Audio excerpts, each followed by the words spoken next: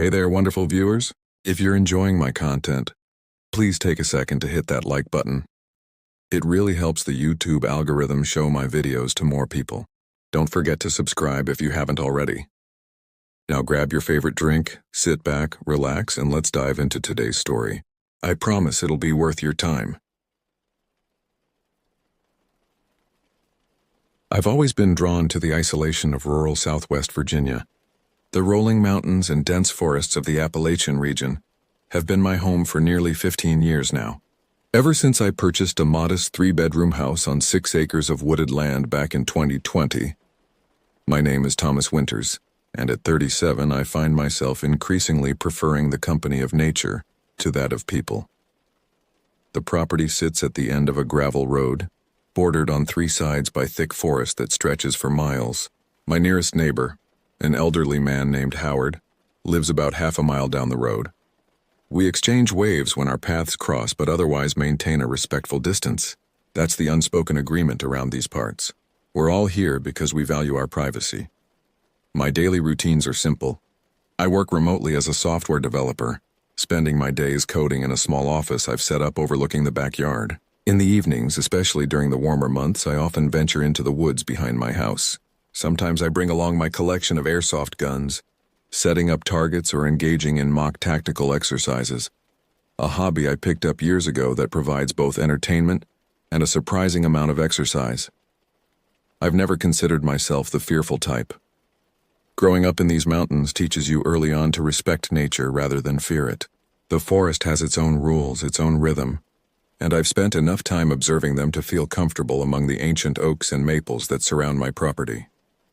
My 2 dogs, a German Shepherd named Rusty and a mixed breed called Scout, are typically my companions on these excursions. They're well trained and alert, warning me of any wildlife long before I would notice it myself. Bears occasionally wander through the area, along with deer, foxes, and the occasional bobcat, but dangerous encounters are rare for those who understand woodland etiquette. The incident that changed everything occurred in late November 2022. The trees had long since shed their leaves, and the forest floor was carpeted with brown and gold. Temperatures had dropped consistently below freezing for the past week, creating a brittle, crystalline quality to the landscape. The world seemed suspended in that quiet period between the vibrancy of fall and the harsh stillness of deep winter. What happened over the following days defies simple explanation. Even now, as I commit these events to paper, I question certain details.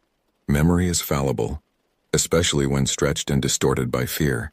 But I've tried to record everything as accurately as possible, if only to convince myself that I haven't lost my grasp on reality. November 17th started like any other day. I worked through the afternoon, finished around 6:30 p.m. and decided to head out for an evening airsoft session before dinner. Sunset came early that time of year, around 5 p.m., so darkness had already settled over the forest by the time I stepped outside. The temperature hovered just below freezing, and my breath formed clouds in the beam of my headlamp. Unusually, both Rusty and Scout seemed reluctant to join me.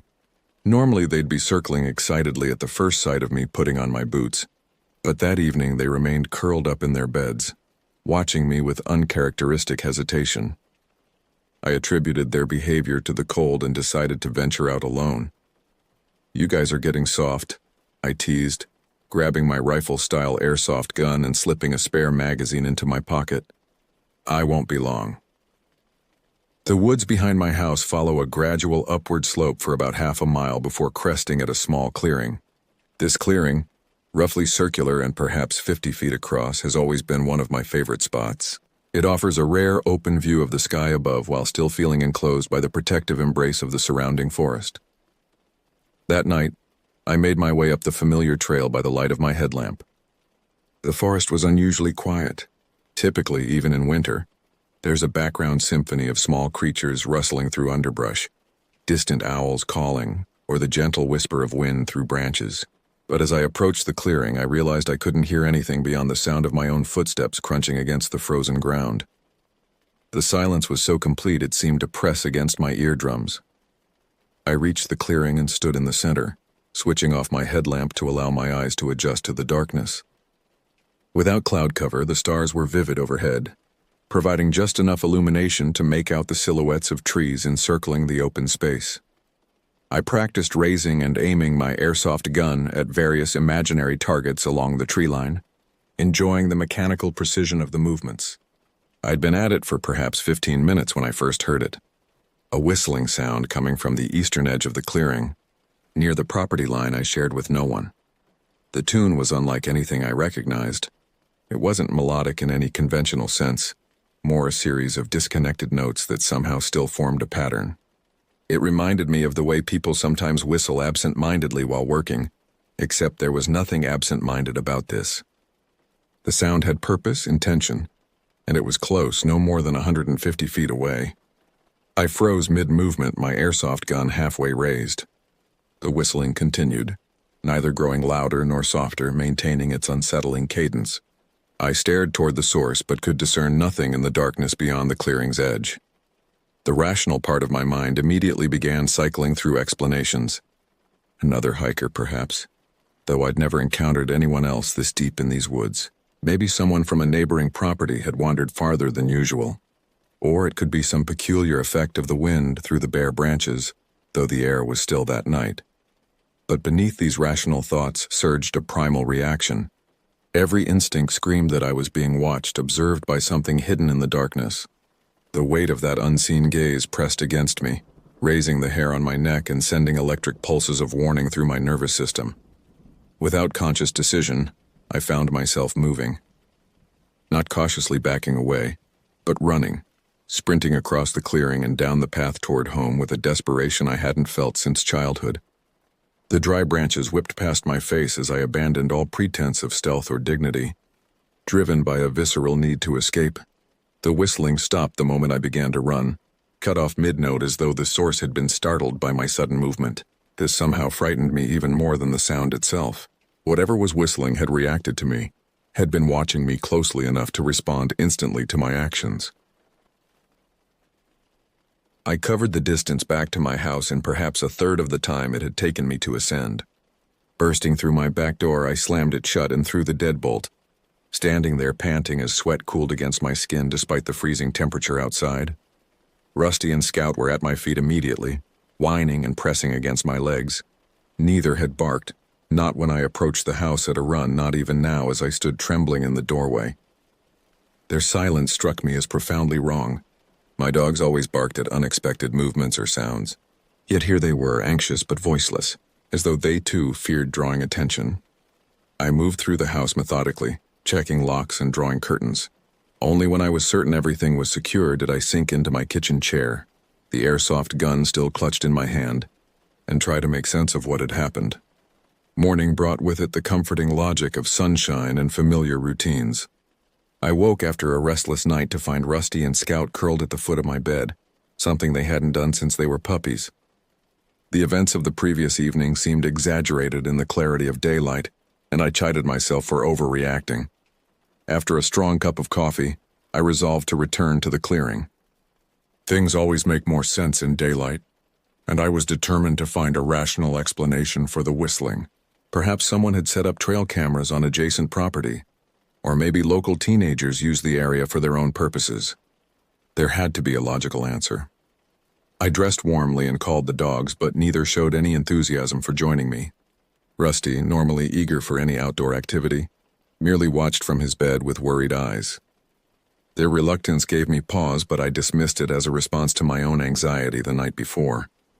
Animals are sensitive to human emotions. I had frightened them with my panicked return. "Stay then," I told them, trying to keep my tone light. "Guard the house. I'll be back soon." The forest looked different in daylight, less mysterious, more familiar. Thin November sunlight filtered through the bare branches, creating a lattice of shadows on the frost-covered ground. Birds called occasionally from distant trees, and a light breeze stirred the underbrush. Everything seemed normal, ordinary.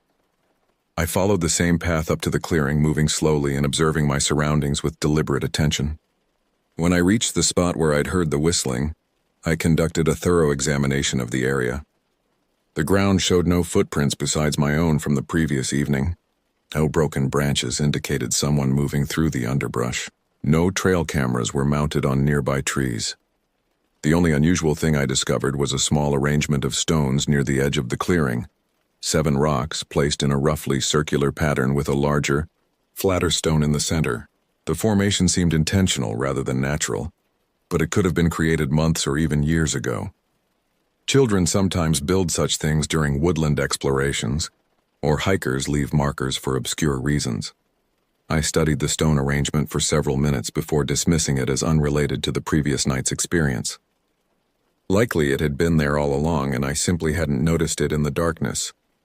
I continued my investigation, expanding outward from the clearing in widening circles, but found nothing else of note. After nearly 2 hours of searching, I reluctantly headed home, no closer to an explanation than when I'd started. The rational daylight part of my mind suggested that perhaps I'd imagined the whistling entirely, a trick of the wind, or my own breath condensing in the cold air. But deep down I knew better. The sound had been real, and so had the feeling of being watched. Back at the house, Rusty and Scout greeted me with unusual enthusiasm, as though relieved by my safe return. Their behavior reinforced my growing unease. My dogs had sensed something wrong the previous evening before I had. That's why they'd refused to accompany me. Their instincts, unhindered by human rationalization, had recognized a threat I'd failed to perceive until it was too late. I spent the remainder of the day indoors, catching up on work and trying to focus on normal tasks. But my thoughts kept returning to the clearing, the whistling, and the strange circle of stones. By evening, I had convinced myself to take more concrete action. Whatever was happening, I needed to approach it methodically.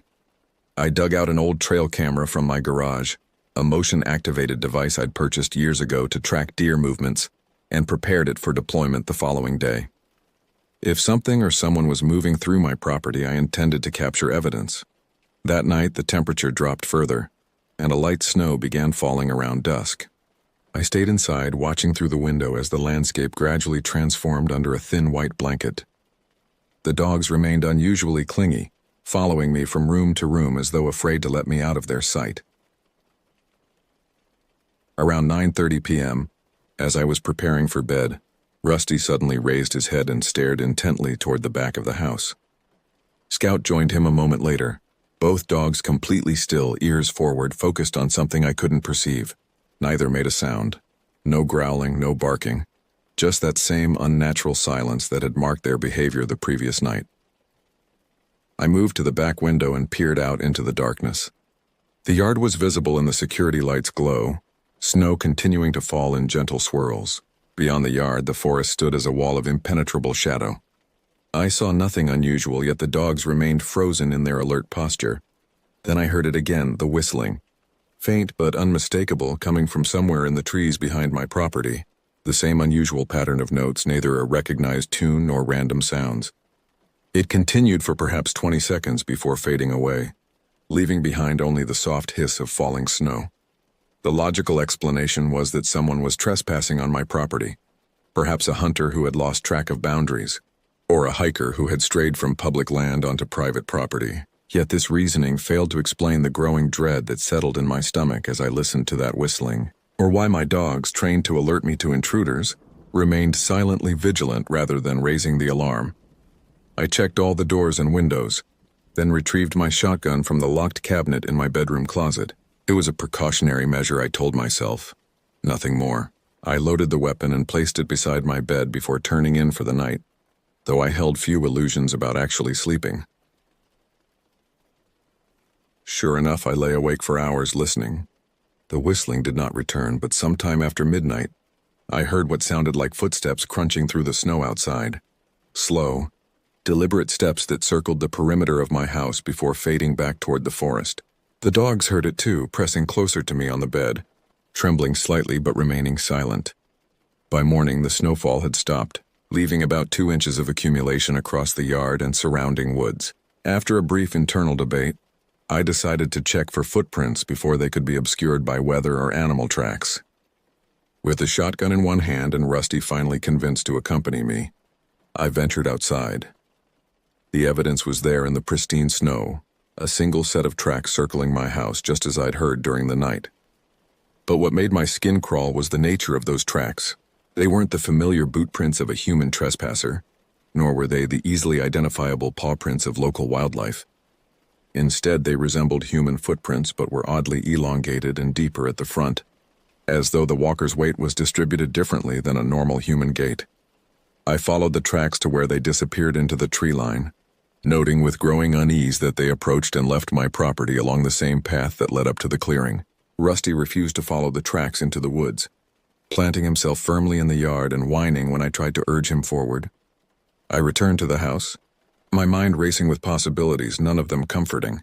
The tracks were likely human, a person walking in an unusual manner, perhaps deliberately attempting to create confusion. But the alternative explanations that flickered at the edges of my thoughts were far more disturbing. Later that morning, I set up the trail camera at the edge of my yard facing the path where the tracks had entered and exited. If my nocturnal visitor returned, I would have photographic evidence. I also called the county sheriff's office to report a possible trespasser, though I kept the details vague, mentioning only that I'd heard unusual sounds and found footprints in the snow. The deputy who took my call seemed unsurprised. "We get a lot of reports like this during hunting season," he explained. "Could be someone tracking a deer and not respecting property lines. We'll send a patrol car by tomorrow, but in the meantime, just make sure your doors are locked." His casual response should have reassured me, but somehow it had the opposite effect. The footprints I'd seen didn't belong to a hunter following game, and the whistling wasn't something a normal trespasser would do. The next day passed without incident. The snow began melting under stronger sunlight, and by afternoon, the mysterious footprints had largely disappeared. I checked the trail camera but found it had captured nothing unusual overnight, just a raccoon passing through around 3 a.m. and a fox shortly before dawn. Spent several hours researching local history and folklore, searching for anything that might explain what I was experiencing. The Appalachian region is rich with stories and superstitions, many dating back to the earliest European settlers, or even to the indigenous peoples who inhabited these mountains for millennia before colonization.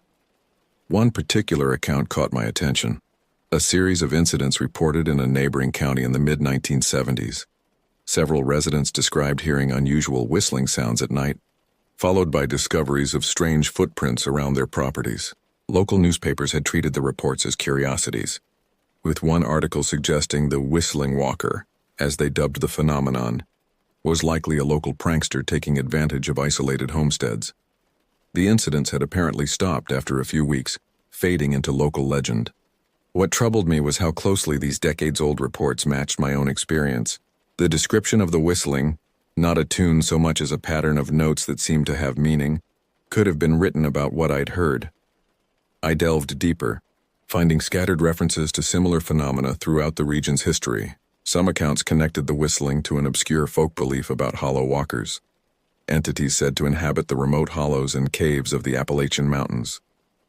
These weren't described as supernatural creatures so much as reclusive human beings who had, through isolation and unusual practices, become something not quite normal.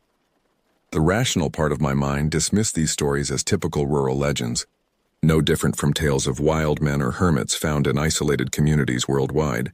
Yet the parallels to my situation were unsettling enough that I couldn't entirely discount them.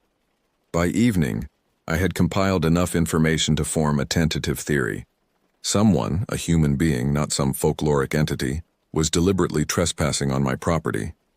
This person was likely familiar with local legends and was exploiting them to intimidate me, perhaps hoping to frighten me away from using the woods that they considered their territory.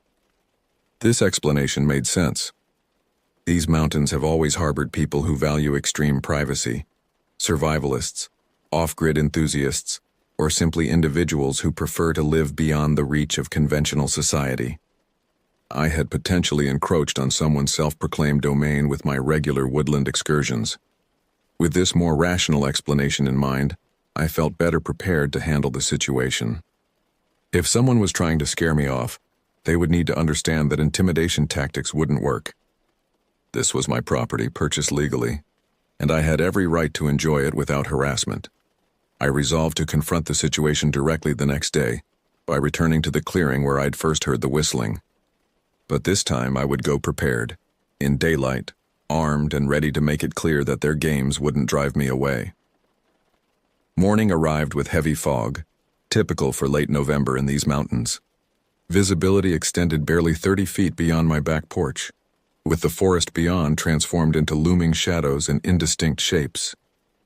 I debated postponing my planned excursion until the weather cleared, but ultimately decided that waiting would only increase my anxiety. I dressed in layers, anticipating a long, cold vigil in the clearing.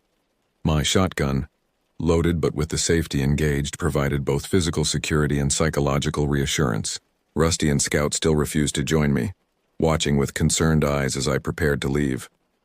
"I'll be fine," I told them, wondering if I was trying to convince them or myself. Back before dark. The hike up to the clearing was different in the fog. Familiar landmarks appeared suddenly out of the mist, transformed into strange, twisted versions of themselves. Without the dogs ranging ahead, I felt more exposed, constantly aware of how the fog would hide anyone watching until they were almost upon me. I reached the clearing just before noon, the weak sunlight barely penetrating the mist to create a diffuse, directionless illumination.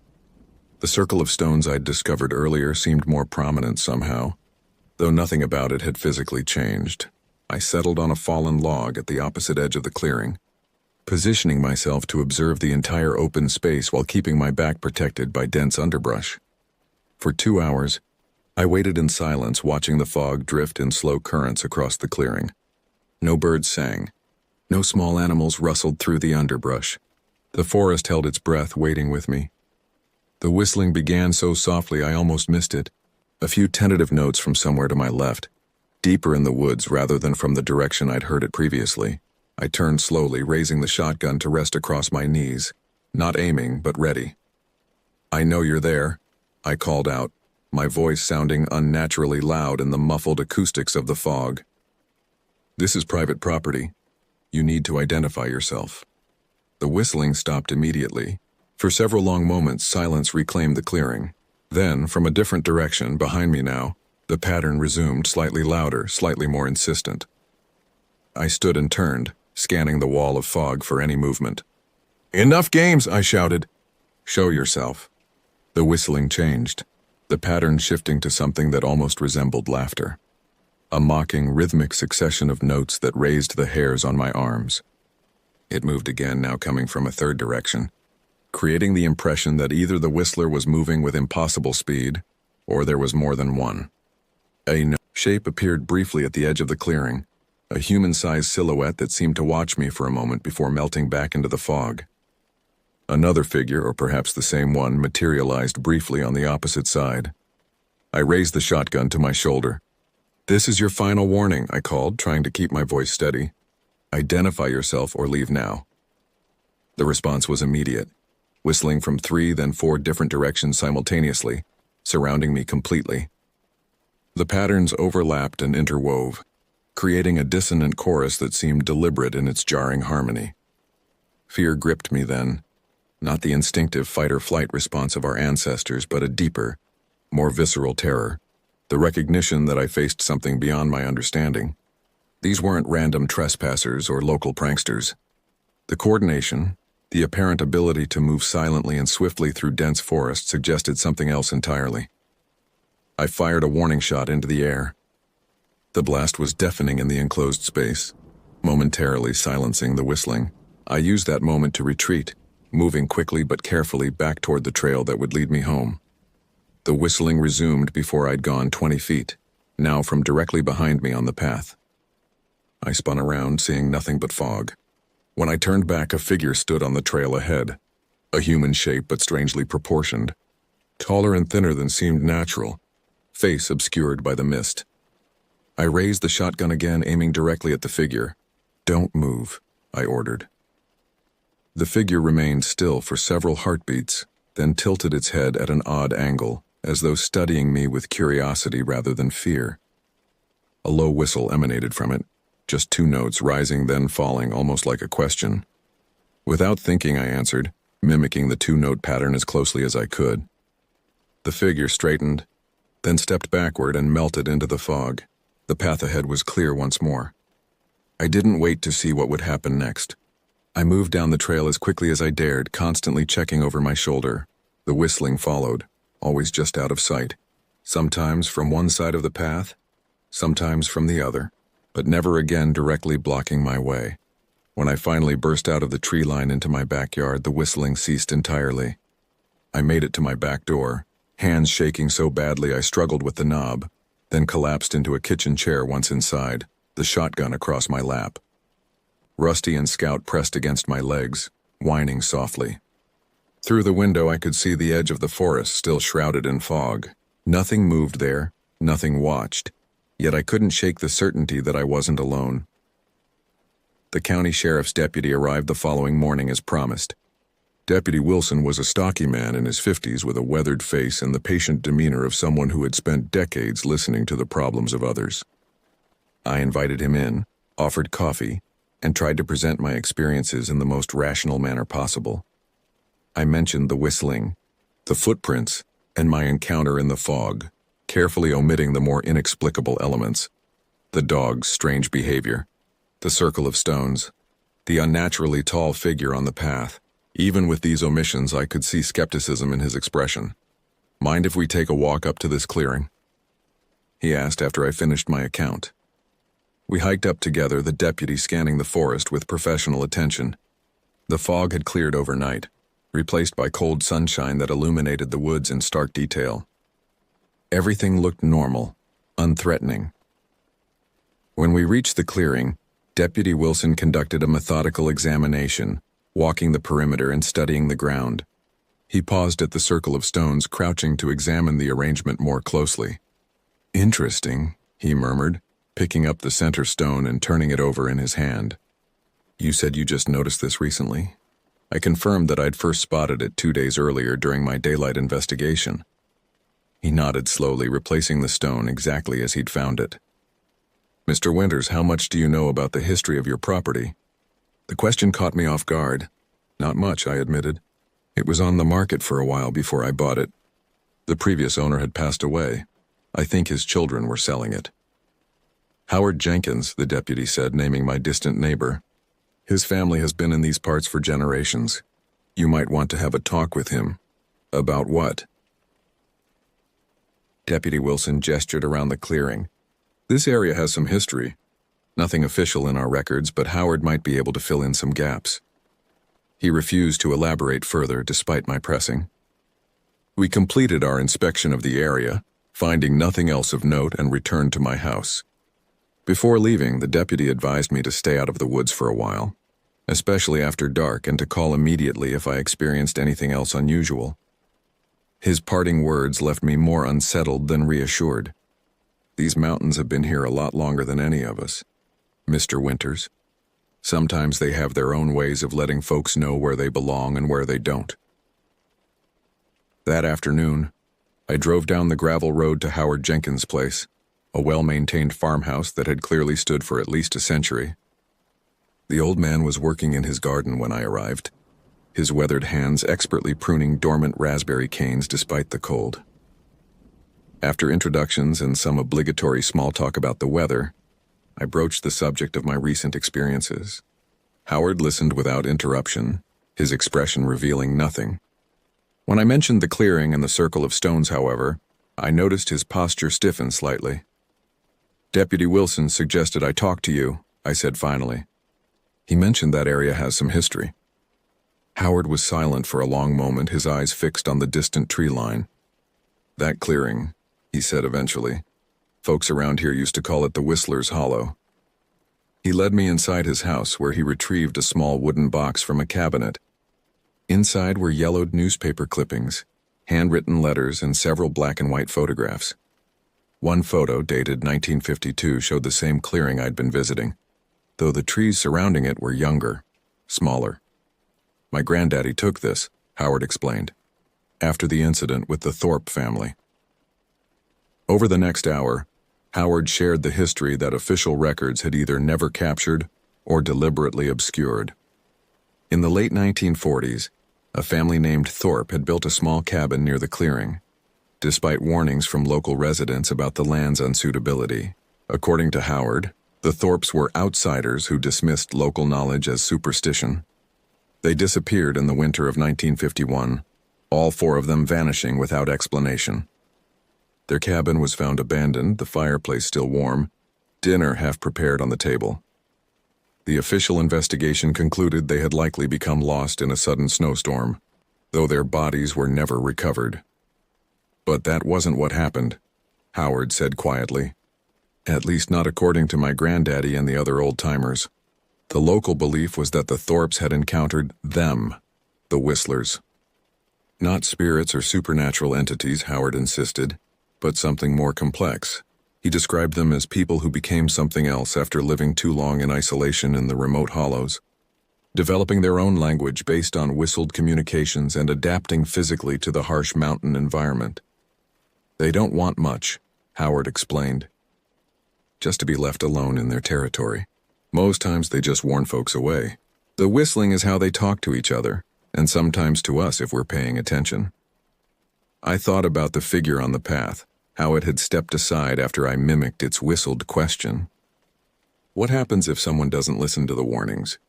Howard's gaze met mine directly. Sometimes they disappear like the Thorpes. Sometimes they just get scared enough to leave on their own. Depends on how stubborn they are, I reckon. Before I left, Howard gave me one piece of advice. Those stones you found, that's a boundary marker. They're telling you that's as far as you should go. Respect that and you'll likely be fine. 3 years have passed since that winter. I still live in the same house, still work remotely, still enjoy the solitude of rural life. But my relationship with the surrounding forest has changed fundamentally. I no longer venture beyond the clearing with the stone circle. I visit the clearing itself occasionally, always in daylight, always unarmed. Sometimes I bring small offerings. Nothing dramatic or ritualistic, just tokens of respect. A portion of the vegetables from my garden, or strips of jerky I've made myself. I leave these items on the central stone and depart without lingering. The whistling continues periodically, usually distant, typically at dusk or dawn. I've learned to distinguish different patterns, recognizing some as warnings about approaching weather or notifications about larger predators in the area. Once, after a particularly violent thunderstorm, I heard whistling much closer to my house than usual.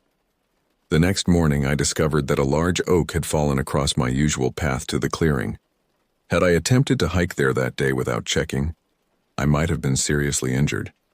I've come to see these communications not as threats, but as a form of coexistence, an unusual relationship between neighbors with very different ways of life. Howard Jenkins has become something of a mentor, teaching me the history and customs of these mountains that no official record or tourist guide would ever mention. The dogs have adjusted as well. They no longer react with fear to the whistling, merely raising their heads in acknowledgement before returning to their activities. Occasionally, they stare into the woods, tails wagging slightly as though recognizing familiar presences. I've never again encountered a figure on the path or seen the elongated footprints around my property. Whatever assessment was made of me during that confrontation in the fog, it seems I passed some essential test of respect or understanding. Last week, I heard a new pattern of whistling, 3 ascending notes followed by 2 descending ones repeated 3 times. The sequence was unfamiliar and seemed directed specifically toward my house, rather than as part of the ambient forest communications. After some consideration, I stepped onto my back porch and replied with the same pattern, mimicking the pitch and cadence as closely as I could. There was no immediate response, but the following morning, I found a small object placed precisely in the center of my back step.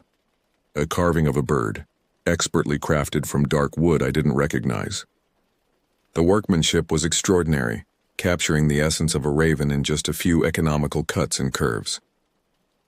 I keep this carving on my desk now, a reminder that understanding sometimes requires us to abandon our preconceptions about what is possible or real. The Appalachian Mountains harbor many secrets, and I've glimpsed just one of them. A mystery that defies conventional categorization as either natural or supernatural. I don't know exactly what lies in the deeper hollows beyond my property. I don't need to know. We've reached an accommodation, a mutual recognition of boundaries and respect. They have their territory, I have mine, and the clearing with the stone circle marks the junction between our worlds. Sometimes, especially on quiet evenings when mist creeps through the trees, I sit on my back porch and practice whistling, attempting to learn fragments of a language older than words. I may never master it fully, But even this partial communication represents something profound. The acknowledgement that humanity contains more diversity, more adaptation, more mystery than our structured civilization typically recognizes. The whistlers remain largely unknown, undocumented, existing in the margins of our understanding, and perhaps that's exactly as it should be. Some knowledge belongs to the forest itself, shared only with those who approach with respect rather than entitlement. I've made my peace with the hollow. Bill Bryan. My name is Luke and I am now 20 years old. This story happened to me when I was 17, and the experience still haunts me to this day. Not a week passes where I don't think about what happened in those woods. In May 2017, my life was fairly ordinary. I lived with my parents in a modest suburban house just outside Bristol, England. I had just finished my AS level exams and was looking forward to a long summer before starting my final year of secondary school. Like most teenagers my age, I spent a lot of time online, playing video games and hanging out with friends. But I also had a passion for mountain biking.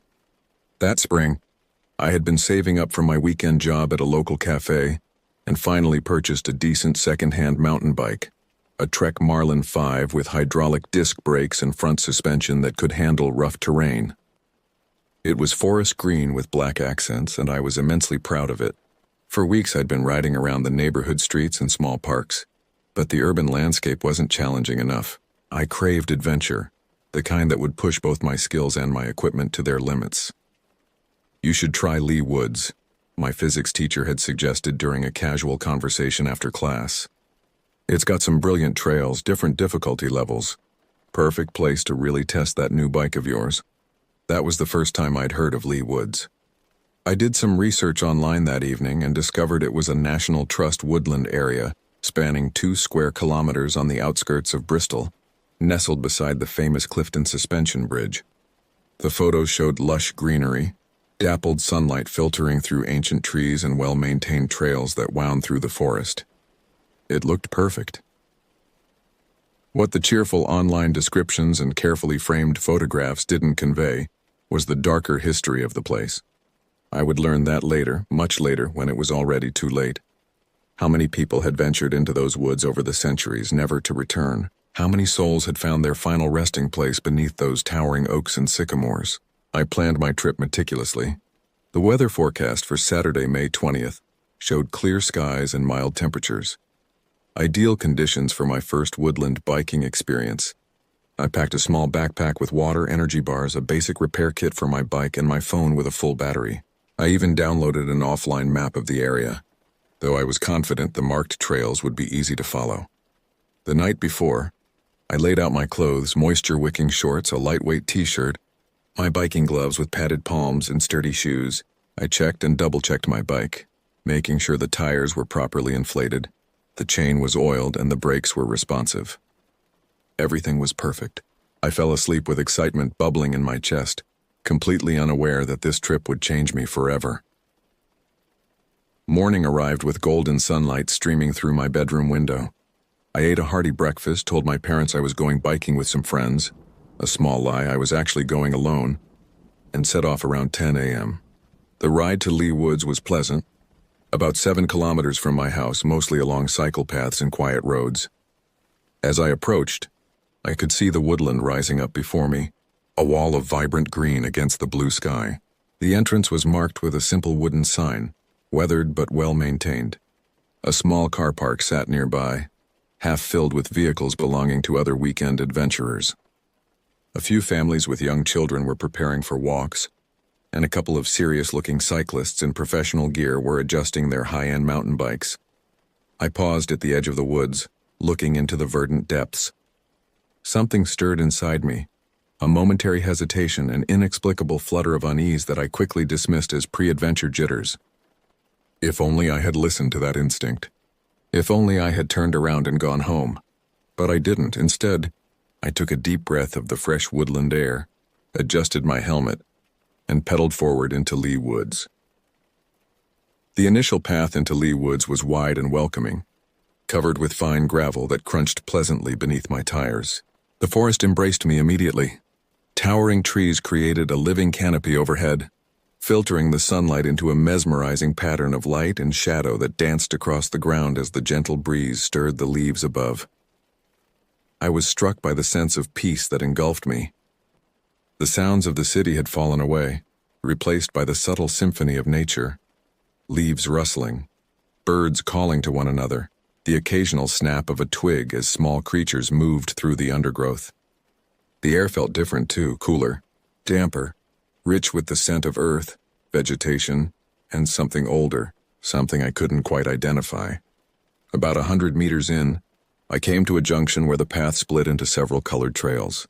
A weathered information board stood nearby, displaying a map of the woods and explaining the color coding system. The green trail was easy, suitable for casual walkers and families. Blue was moderate, with some gentle inclines and rougher terrain. Red was challenging, designed for experienced hikers and mountain bikers, and black, the most difficult, featured steep descents, tight corners, and technical obstacles. Perfect, I murmured to myself, running my fingers over the map. I decided to start with the blue trail to warm up, before attempting the more difficult routes.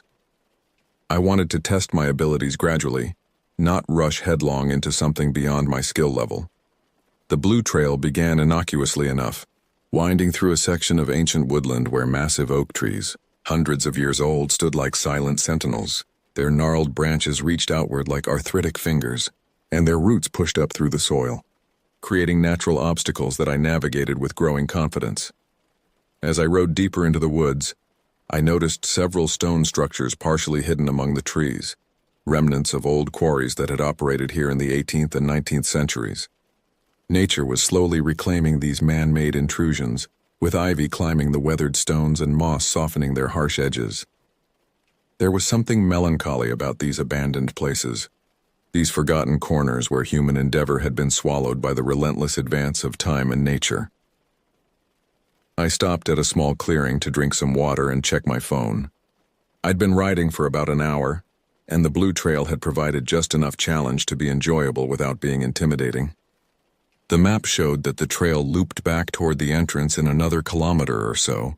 I could either complete the circuit or switch to the red trail that branched off nearby.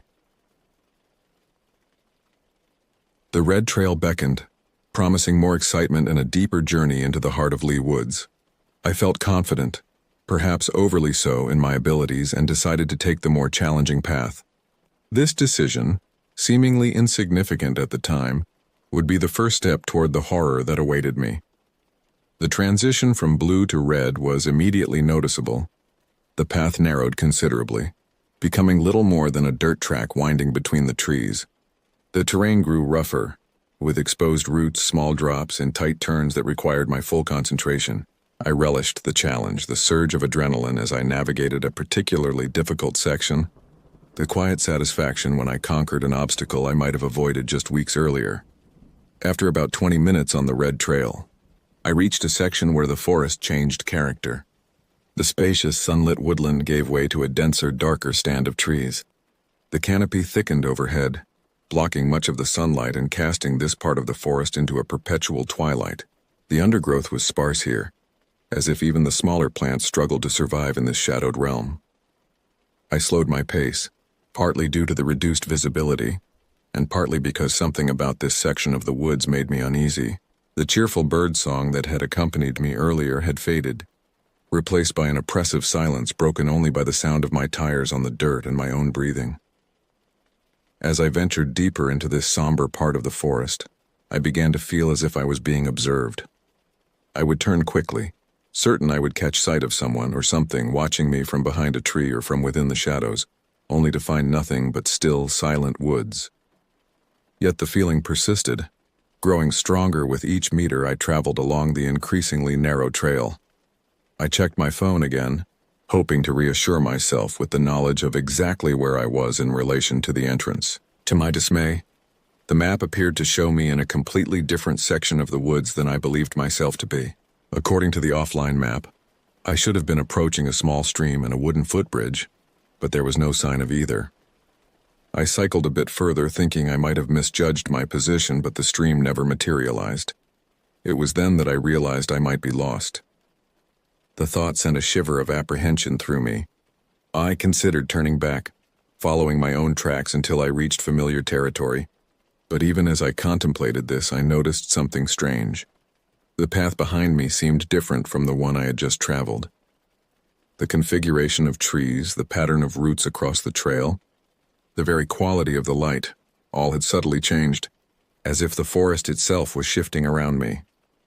"Don't be ridiculous," I muttered to myself, trying to silence the growing anxiety in my mind. "Forests don't move."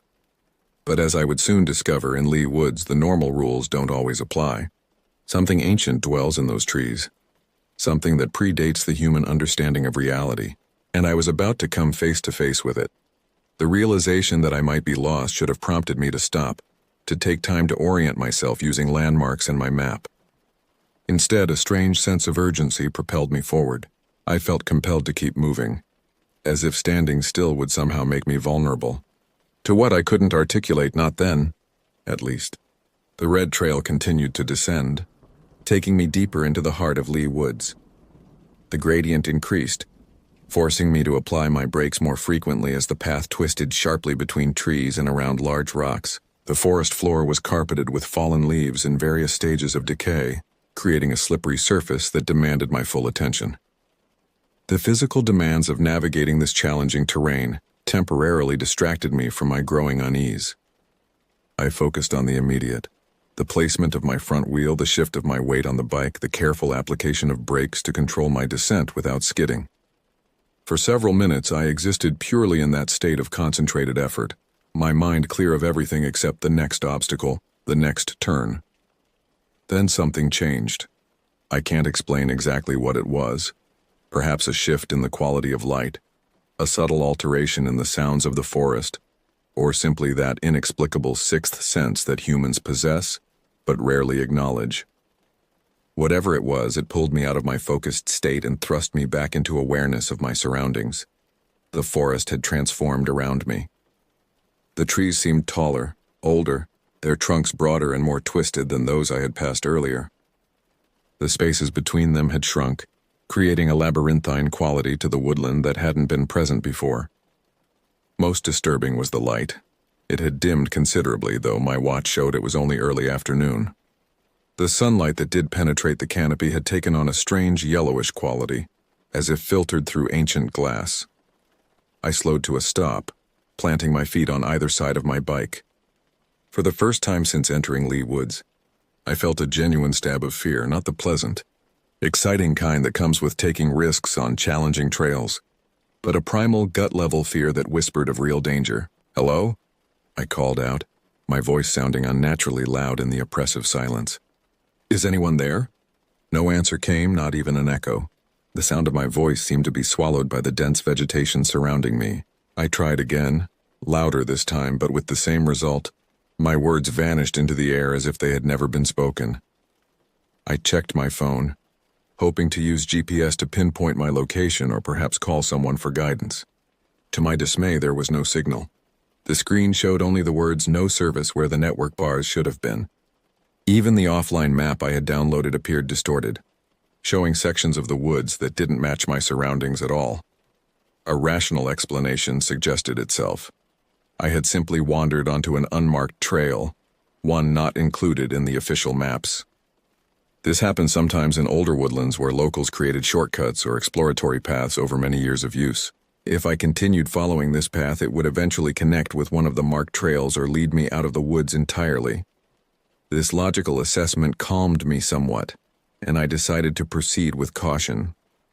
I mounted my bike again and continued along the path, now moving more slowly and paying closer attention to my surroundings, looking for any sign that might indicate a return to the marked trails. The path narrowed further until it was little more than a game trail winding through the undergrowth. The trees pressed closer, their branches sometimes reaching so low that I had to duck to avoid them. The forest seemed to be closing in around me, becoming more claustrophobic with each passing minute. Then, without warning, the trail opened into a small clearing. I braked to a stop, surveying this unexpected space. Unlike the rest of the forest I had traversed, this clearing was perfectly circular, about 15 meters in diameter, with the trees arranged around its perimeter, as if planted deliberately to create this pocket of open space. In the center of the clearing stood a single standing stone, approximately 1 meter tall, weathered by countless years of exposure to the elements. It was covered with lichen and moss, but in places where the growth was thinner, I could make out faint markings etched into the stone, spirals, concentric circles, and what might have been primitive representations of human figures.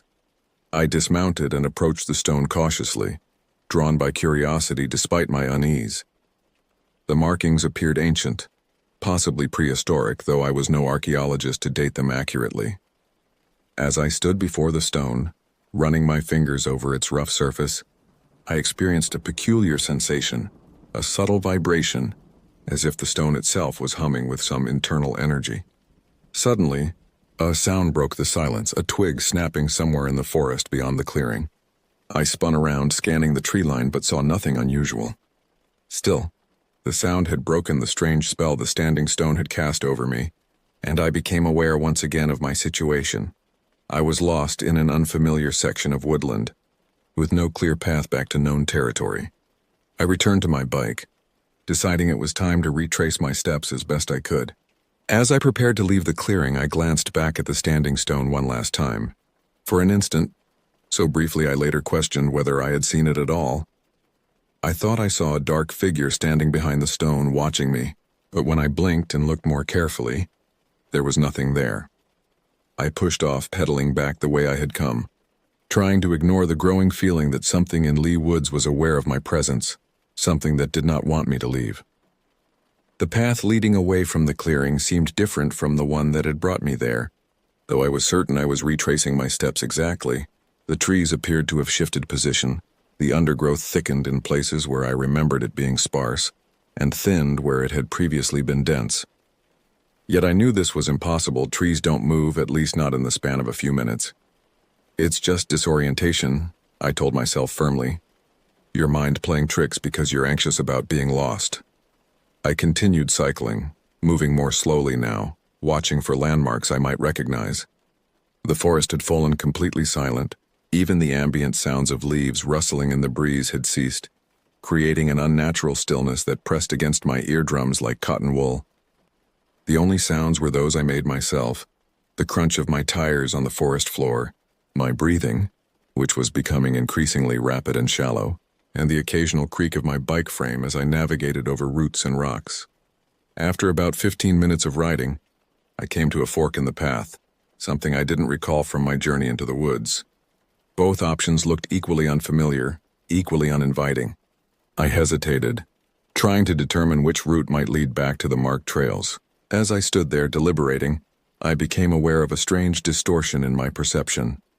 The forest around me seemed to be stretching, elongating, as if viewed through a fisheye lens. The trees appeared to grow taller before my eyes, their trunks narrowing and then expanding again. The path itself seemed to undulate, though when I looked directly at the ground beneath my feet, it remained perfectly solid and still. I blinked hard and shook my head, trying to clear this bizarre visual anomaly. When I opened my eyes again, everything had returned to normal, except for one crucial detail. Where previously there had been 2 paths to choose from, now there was only one, veering sharply to the right and descending into a part of the forest that appeared darker and more densely packed with vegetation than anything I had encountered so far. I hesitated, skeptical of both my senses and the reality confronting me. How could a path simply disappear? It defied rational explanation. Yet the evidence of my eyes was incontrovertible. Where moments before there had been a fork, now there was only a single route forward. Lacking alternatives, I proceeded down the remaining path, a growing dread settling in the pit of my stomach. The descent was steep, forcing me to brake constantly to maintain control of my bike. The trees on either side of the path grew impossibly close together, their trunks forming what appeared to be solid walls of wood. The canopy overhead thickened until barely any light penetrated, casting this section of forest into a twilight gloom despite the afternoon hour. The path terminated abruptly at another clearing, smaller than the one with the standing stone, but similarly circular in shape. In the center of this space was not a stone but a deep depression in the ground, a pit or well about 2 meters in diameter. The edges were lined with stones carefully fitted together, suggesting human construction rather than a natural formation. Curiosity overcame caution, and I approached the pit, leaving my bike at the edge of the clearing. As I drew closer, I could see that the pit descended into darkness, its depth impossible to determine from my vantage point. I picked up a small stone from the ground and dropped it into the opening, listening for the sound of impact to gauge the depth. No sound came. I frowned, leaning slightly over the edge to peer into the darkness below. The pit seemed to descend forever, a perfectly circular shaft cutting deep into the earth. A faint odor rose from its depths, not the musty, earthy smell I might have expected, but something sharper, metallic, reminiscent of old pennies or iron left in the rain. As I leaned closer, trying to discern any details in the absolute blackness below, a movement at the corner of my vision made me jerk upright. I spun around, certain that someone or something was watching me from the tree line. The peripheral glimpse had suggested a human figure, tall and unnaturally thin, standing perfectly still among the trees. "Hello?" I called out, my voice cracking slightly with tension. "Is someone there?" I'm a bit lost. No response came, but the feeling of being observed intensified. I scanned the edge of the clearing slowly, methodically, trying to identify what I had seen. The trees and undergrowth remained motionless, showing no sign of disturbance, yet I couldn't shake the certainty that I was not alone. A sudden sharp pain in my palm made me look down. I had been clenching my fist so tightly that my fingernails had dug into my palms, leaving small crescent-shaped indentations in the flesh.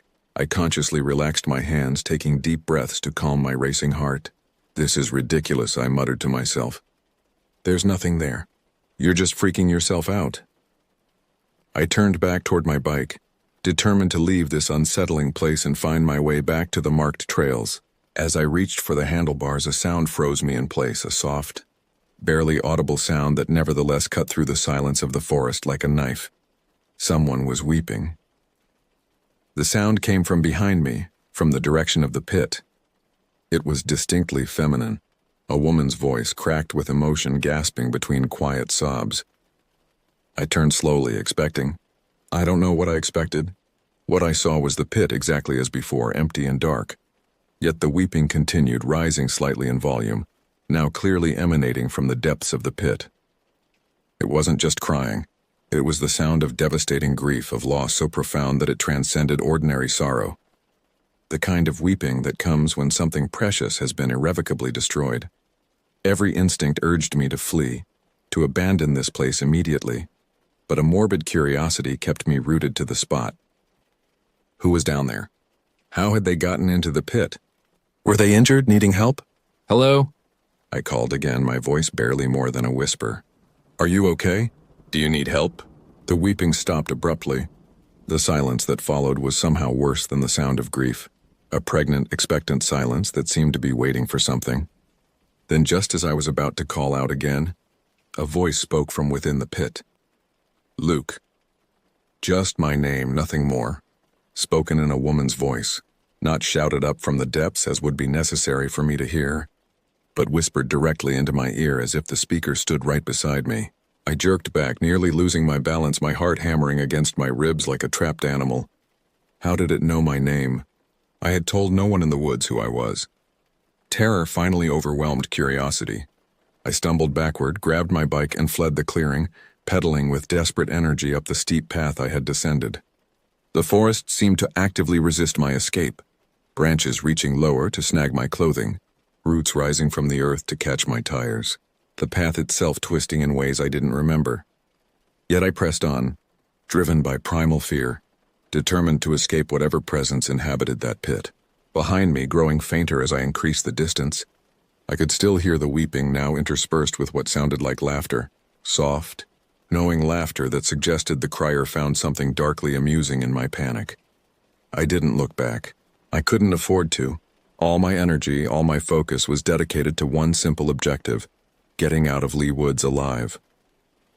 I don't know how long I rode, pushing my body to its limits as I climbed the steep, winding path away from the pit. Time seemed to lose meaning in those woods, stretching and compressing in ways that defied normal experience. What felt like hours might have been minutes. What seemed like moments might have been much longer.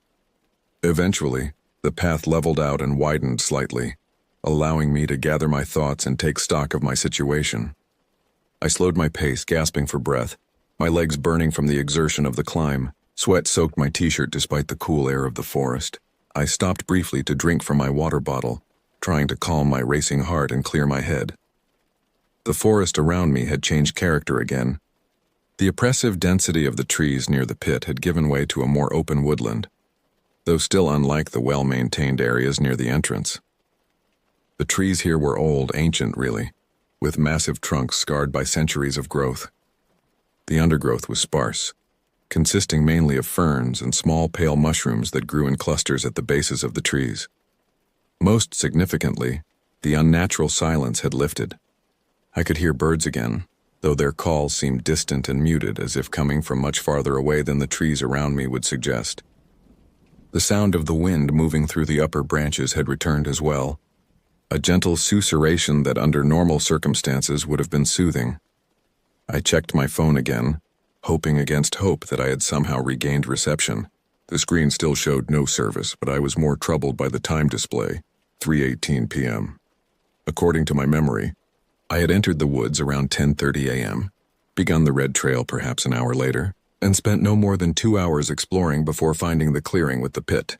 Yet here was my phone telling me nearly 5 hours had passed since I arrived at Lee Woods. Had I lost time? Had I been unconscious at some point without realizing it? Or was something interfering with my phone's functionality, causing it to display incorrect information? I put the phone away, deciding it was unreliable in my current circumstances. I needed to focus on finding my way back to marked trails and eventually to the entrance of the woods. With renewed determination, I continued along the path, watching for any signs or markings that might indicate I was approaching more frequented areas of the forest. After riding for about 10 minutes, I came to a junction where the narrow dirt track I had been following met a wider, gravel-covered path that looked promisingly like one of the marked trails. Relief flooded through me. This had to be either the blue or red trail I had started on hours earlier. From here, I should be able to navigate back to the entrance without difficulty. I turned onto the gravel path, noting with satisfaction that it seemed to be leading slightly uphill, which I hoped meant toward the edge of the woods. I had gone perhaps 50 meters when I heard it again, the weeping. It started softly, almost at the threshold of audibility, somewhere behind me on the path. Just as before, it was unmistakably a woman's voice, broken by grief, the sobs punctuated by ragged inhalations. But this time something was different. The sound was moving. It was following me. I increased my speed, pedaling harder, wanting to put as much distance as possible between myself and that terrible sound. The weeping grew louder, keeping pace with me despite my acceleration. It seemed impossible. No one on foot should have been able to match the speed of my bike, especially on an incline. I glanced back over my shoulder, half expecting to see someone or something in pursuit. The path behind me was empty, stretching back into the shadows of the forest with no visible presence upon it. Yet the weeping continued, maintaining its position somewhere behind me, neither gaining nor losing ground. As I rounded a bend in the path, a new sound joined the weeping, a rhythmic rustling in the undergrowth to my right. Moving parallel to the path, keeping pace with me, something was running through the trees, hidden from direct view but audibly tracking my progress. The weeping shifted position, now coming from my left, creating the disturbing impression that I was being flanked by two separate entities. Panic surged through me. I pedaled harder, pushing my burning muscles beyond their limits, desperate to outrun whatever was pursuing me. The path began to descend slightly, allowing me to pick up speed without effort. I leaned forward over the handlebars, reducing wind resistance, focusing solely on maximizing my velocity. The downward slope increased, and I found myself going faster than was safe on the gravel surface. My front wheel skidded slightly as I took a curve, forcing me to brake more than I wanted to. The weeping grew louder, closer, as if my pursuer had gained ground during my momentary deceleration. Then disaster struck. As I navigated another bend, my front tire suddenly lost pressure, going completely flat in an instant. The change in handling was dramatic and immediate. The bike became unwieldy, difficult to control at the speed I was traveling. I braked hard, trying to slow gradually rather than risk a sudden stop that might send me over the handlebars. The bike skidded on the loose gravel, the front wheel washing out to the side. I lost balance and fell, hitting the ground hard on my left side. Pain shot through my shoulder and hip as I slid along the path, the rough surface tearing at my clothing and skin. I came to a stop at the edge of the path, momentarily stunned by the impact. The weeping stopped. The sudden silence was more terrifying than the sound had been. I scrambled to my feet, ignoring the pain from my fall, and looked around wildly. The path stretched empty in both directions. The forest stood silent, watching, waiting. I turned to my bike, inspecting the damage. The front tire was completely flat, the reason obvious: a large puncture on the side wall that would have been impossible to repair on the trail. The frame appeared intact, but the front wheel was slightly bent, likely from the impact of the fall. I checked myself next. My left elbow and knee were bleeding from road rash, and my hip throbbed where I had landed on it, but nothing seemed broken or seriously injured. I would be sore for days, but for now adrenaline dulled the worst of the pain. The realization of my situation hit me like a physical blow. My bike was unrideable. I was lost in an unfamiliar section of woodland, and something was hunting me. My only option was to continue on foot, abandoning the bike and hoping to find my way out before whatever was pursuing me decided to reveal itself fully. I adjusted my backpack, took a final drink from my water bottle, and started walking, pushing my disabled bike alongside me. I couldn't bring myself to abandon it completely, partly because of its value, partly because it represented my last connection to normalcy in this increasingly nightmarish situation. I had gone perhaps 100 meters when the weeping began again, distant at first but rapidly growing closer. It was coming from directly behind me now, a single source rather than the multiple perspectives I had perceived earlier. I increased my pace to a jog, awkwardly pushing the bike with one hand, trying to ignore the pain from my injuries.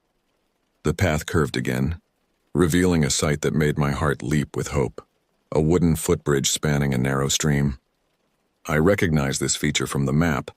The bridge marked a point where multiple trails converged, including one that led almost directly to the entrance of the woods. If I could reach the bridge, I would know exactly where I was and how to get out. I broke into a run, abandoning all caution, focused solely on reaching that bridge. The weeping behind me increased in volume and intensity, as if my pursuer sensed my renewed hope and was determined to extinguish it. The sound was so close now it seemed to be right at my heels, though I still saw nothing when I risked a quick glance backward. Just as I reached the bridge, a strange phenomenon occurred. The weeping abruptly shifted position, no longer behind me but ahead on the other side of the bridge. It was as if whatever was producing the sound had somehow circled around, cutting off my escape route. I skidded to a halt at the near end of the bridge, staring across its wooden planks to the path beyond. There was nothing visible there, just the empty trail continuing into the forest. Yet the weeping clearly emanated from that location, now interspersed with what sounded like words in a language I didn't recognize. Guttural, harsh syllables that made the hair on the back of my neck stand up. I stood frozen, caught in an impossible dilemma. To advance meant moving toward the source of that terrible sound. To retreat meant returning deeper into the woods, away from my only certain path to safety. For several heartbeats I remained paralyzed by indecision, my mind racing for a solution. The decision was made for me when the weeping behind me resumed. Yes, behind me again, as if there were now two sources of the sound, one on each side of the bridge, trapping me between them. The realization broke my paralysis. I had to move, had to act, even if it meant confronting one of the entities directly. I chose to go forward, abandoning my bike at last. It would only slow me down on the narrow bridge, and sprinted across the wooden planks. The weeping ahead of me grew louder, more frenzied, almost excited as I approached. I kept my eyes fixed on the path beyond, refusing to look to either side, focusing solely on the escape route that I knew would lead me out of the woods. As I reached the midpoint of the bridge, a horrifying development. The weeping surrounded me completely, coming from all directions at once, ahead, behind, to both sides, even seemingly from directly below the bridge where the stream burbled over rocks. The sound formed a sphere of grief around me, imprisoning me in its center. And then, just as suddenly as it had begun, the weeping stopped again. The silence that followed was absolute. Even the natural sounds of the forest had ceased. leaving me in a vacuum of quiet that pressed against my eardrums like a physical force. In that terrible silence, I heard a single sound, a woman's voice, clear and close, speaking directly beside my ear. "Luke," it said again, just as it had at the pit. "Why are you running from me?" I broke into a sprint, crossing the remaining length of the bridge in seconds, my feet barely touching the wooden planks.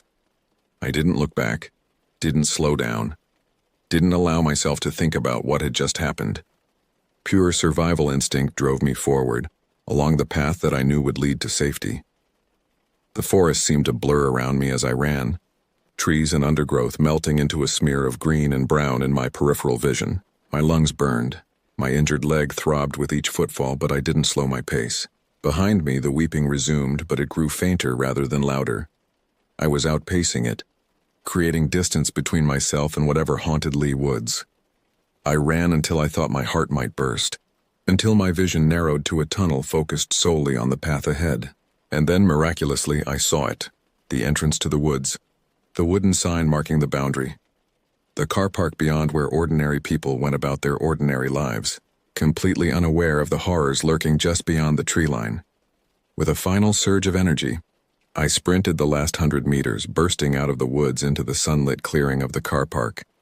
Several people turned to stare at me. A wild-eyed teenager, clothing torn and dirty, bleeding from minor injuries, emerging from the woods at a dead run.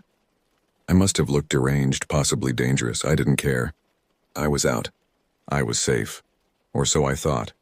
I collapsed onto a bench at the edge of the car park, gasping for breath, my body trembling with exhaustion and the aftermath of fear. Several people gave me concerned looks, but no one approached immediately, perhaps deterred by my disheveled appearance or the wild look in my eyes. After a few minutes, an older man in hiking gear cautiously approached. "You all right, lad?" he asked, keeping a prudent distance. "Took a spill in there, did you?" I nodded, not yet trusting my voice. How could I possibly explain what had happened? Who would believe me? "Where's your bike?" he continued, noticing my cycling gear. "Had to leave it," I managed between breaths. "Flat tire. Couldn't fix it." He frowned. "Shame that. Those trails can be tricky if you're not experienced." "Need any help?" "I've got a first aid kit in my car." I shook my head. "I'm okay. Just need to catch my breath." He nodded, still looking concerned, but respected my apparent desire to be left alone. "Well, take care then. Maybe stick to the easier trails next time, eh?" As he walked away, I checked my phone. It was 4:20 p.m., nearly 6 hours since I had entered the woods. The display also showed I had reception again, 5 bars of signal strength. Relief flooded through me at this return to normalcy, this confirmation that I was back in the world of technology and communication, away from whatever ancient, inexplicable presence inhabited Lee Woods. I called home, grateful that my parents answered quickly. I fabricated a story about falling off my bike and having to abandon it due to a damaged wheel, asking if they could pick me up from the Lee Woods car park. They agreed readily, more concerned about my well-being than the fate of the bicycle. While waiting for my parents to arrive, I sat on the bench, watching the entrance to the woods with wary eyes. The rational part of my mind tried to make sense of what had happened. Exhaustion, dehydration, an overactive imagination combined with getting lost in unfamiliar territory. These explanations seemed plausible in the bright sunshine of the car park, surrounded by normal people going about their day. Yet I couldn't shake the memory of that voice speaking my name, the weeping that had pursued me through the forest, the impossible shifting of paths and perspectives. These experiences defied rational explanation, suggesting something beyond ordinary reality, something that dwelled in those ancient woods and took notice of those who ventured too deep into its domain. My parents arrived about 30 minutes later, full of concern and questions about my injuries and the loss of my beloved bike. I repeated my simplified version of events: a fall on a difficult trail, a damaged bike that I couldn't repair on site, and they accepted it without suspicion. Why wouldn't they? The truth was far too incredible to consider. As we drove away from Lee Woods, I looked back one last time at the wall of trees marking the boundary between the cultivated, human world and whatever lay beyond. For an instant, just the briefest moment, I thought I saw a figure standing at the edge of the woods, partially hidden behind a tree trunk, tall, unnaturally thin, with long dark hair obscuring its face. Then we turned a corner and the woods disappeared from view. That night, in the safety of my bedroom, I tried to convince myself that what I had experienced was nothing more than a stress-induced hallucination, a combination of physical exertion, getting lost, and an overactive imagination. The human mind, I reasoned, is prone to creating patterns where none exist, to interpreting random sounds as meaningful, to manufacturing threats when disoriented or afraid. Yet as I lay in bed, hovering on the edge of sleep, I heard it again, faint but unmistakable, coming from somewhere outside my window, the sound of a woman weeping. The days following my experience in Lee Woods passed in a strange blur. Outwardly, life continued as normal. I explained my injuries as the result of a biking accident, expressed appropriate regret over the loss of my expensive bicycle, and went through the motions of my regular routine. Inwardly, however, I was in turmoil.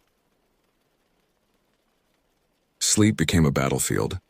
Each night, as I drifted toward unconsciousness, the weeping would return, sometimes distant, barely audible, other times so close it seemed to originate from inside my own room. I developed strategies to cope, playing music to mask the sound, leaving the television on as I slept, using a fan to create white noise. These measures helped somewhat, but the weeping always found a way to penetrate my defenses, if only in the vulnerable moments between wakefulness and sleep. During daylight hours, I researched Lee Woods obsessively, seeking any information that might explain or contextual my experience. Most sources described it as I had initially understood it, a pleasant National Trust woodland, popular with walkers, cyclists, and families enjoying nature. There were mentions of the Ironage Hill Fort within its boundaries, the limestone gorge, the remnants of old quarrying activities, but nothing to suggest supernatural or paranormal phenomena. Then I stumbled across an obscure local history forum where people shared strange experiences in and around Bristol. Buried among posts about ghostly monks at Abbots Lee and mysterious lights over the Avon Gorge was a thread titled, "The Weeping Woman of Lee Woods." With trembling fingers, I clicked on the link. The original post was from 2012, written by someone using the screen name Bristol Explorer. Has anyone else encountered the weeping woman while hiking in Lee Woods? I was there last weekend, wandered off the main paths and got a bit lost. Started hearing a woman crying somewhere in the forest, thought someone might be hurt, so I tried to locate the sound, but it seemed to move around, sometimes behind me, sometimes ahead. Eventually got spooked and headed back to the car park. Never saw anyone, but the crying followed me almost to the edge of the woods. Local legend. Overactive imagination, or something else? Several responses followed, most dismissive or joking, suggesting the poster had heard an animal or another hiker. But a few comments stood out. Heard it too back in 2009. Exactly as you described, moving around, impossible to pinpoint. Thought I was going crazy. My grandfather used to warn us never to go too deep into Lee Woods alone. Said there was something there that called to people. Always thought it was just his way of keeping us from wandering off. Look up Bean Seada or Banshee in Irish folklore. Female spirit that wails to herald death. Bristol has strong Irish connections historically. This last comment seized my attention. My maternal grandmother was Irish from County Kerry, and I vaguely recalled her mentioning banshees in the bedtime stories she told during her visits. I had always assumed they were just folkloric inventions, like fairies or leprechauns, entertaining but ultimately fictional. I spent the next several hours researching banshees, absorbing everything I could find about these creatures from Irish mythology.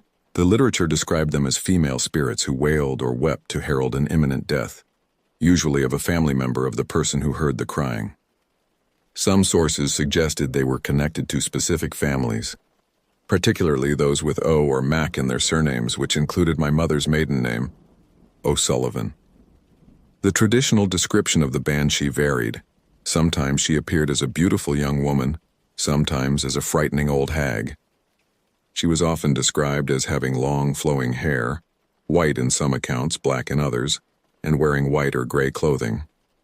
Some stories placed her washing blood-stained clothes in streams or rivers, the blood representing the impending death she foretold. What struck me most powerfully was the description of her cry, not a scream or wail as popular culture often depicted, but a heart-rending weeping. The sound of profound grief that cut through any other noise and could be heard for considerable distances. This matched exactly what I had experienced in Lee Woods. As I delved deeper into the research, connections began to form in my mind. The standing stone I had encountered in the first clearing, could it have been a boundary marker, a liminal space between the mundane world and something older? The pit in the second clearing, what if it wasn't just an abandoned well or quarry feature, but something more significant, a passage to whatever realm the banshee inhabited?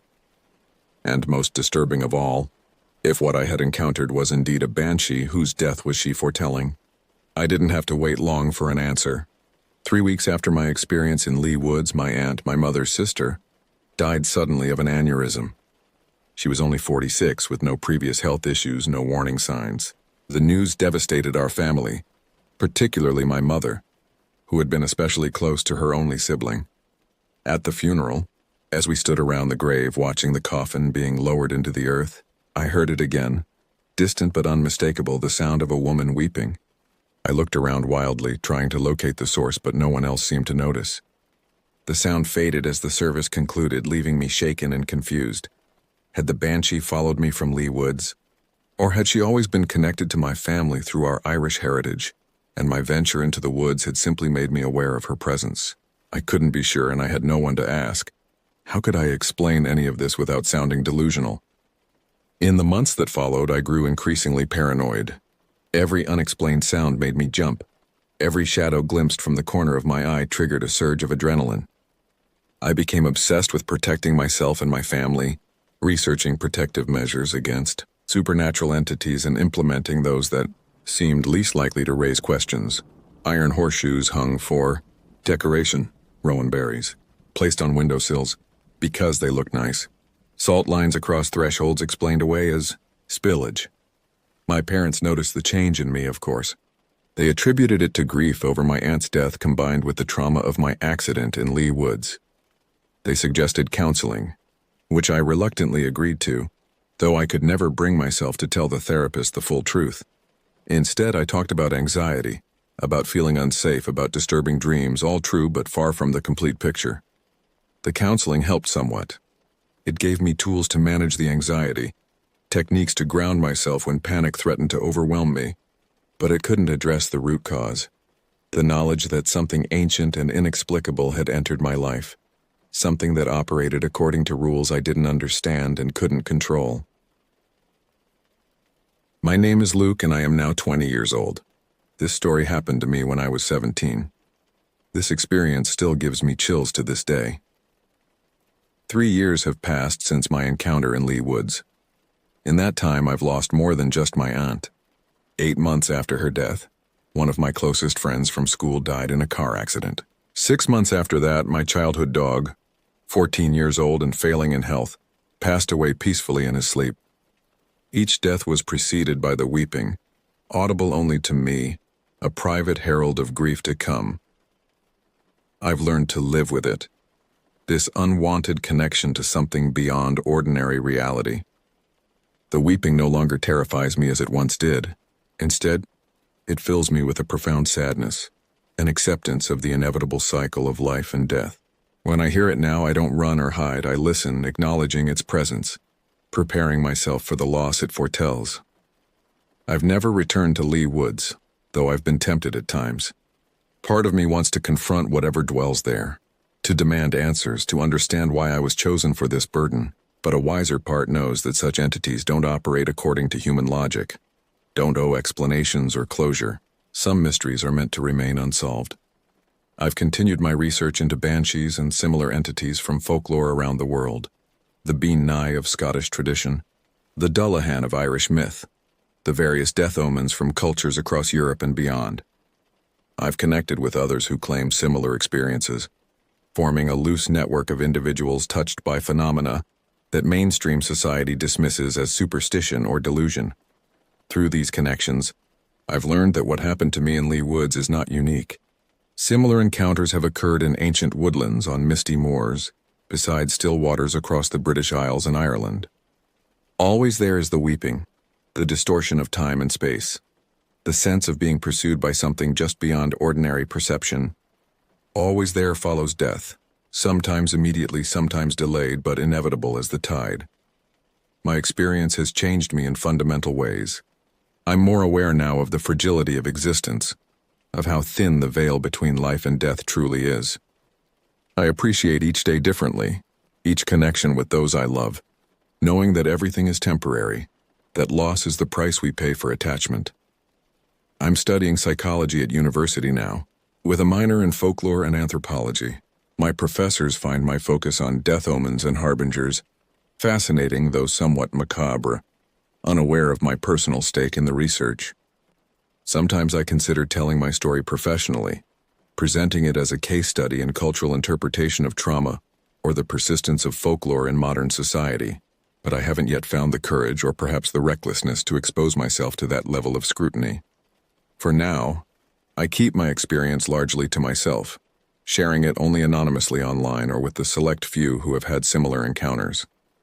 This account is the most comprehensive version I've written, a record of what happened to me in those woods, what continues to happen in the quiet moments when the weeping returns. If you're reading this and have never experienced anything beyond the boundaries of ordinary reality, you may dismiss my story as hallucination, misinterpretation, or outright fabrication. That's your prerogative, and I don't begrudge your skepticism. There was a time when I too would have rejected such accounts, secure in my materialist understanding of the world. But if you've ever sensed something watching from the shadows, heard sounds that shouldn't exist, experienced time stretching or compressing in ways that defy explanation, if you've ever felt the touch of something ancient and other, then perhaps you'll recognize the truth in my words. Perhaps you'll understand why even now, 3 years later, I still wake in the night listening for the sound of a woman weeping. Lee Woods is real. You can find it on any map of Bristol. Visit it any day of the week. Walk or cycle its well-maintained trails. What dwells within its depths beyond the marked paths, in the spaces between the ancient trees, that's real too, though not in a way modern science can quantify or categorize. The banshee walks there still, I have no doubt, waiting for unwary travelers to venture too deep, to cross the invisible boundaries between worlds, waiting to forge new connections, to find new ears to hear her grief, new souls to burden with her terrible foreknowledge. If you go there, stick to the marked trails. Stay in the areas frequented by other visitors. Leave before the shadows grow too long, before the light takes on that strange yellowish quality I remember so vividly. And if you hear weeping, distant but clear in the silence of the forest, run. Run as fast as you can, back to the sunlight, back to the world you know. You might escape as I did, might make it back to safety before the connection is fully formed. Or you might, like me, carry a piece of Lee Woods with you forever, a constant reminder that death walks beside us always, just beyond the corner of our eye, patient and inevitable. My name is Luke. This is my story. May you never have one like it to tell.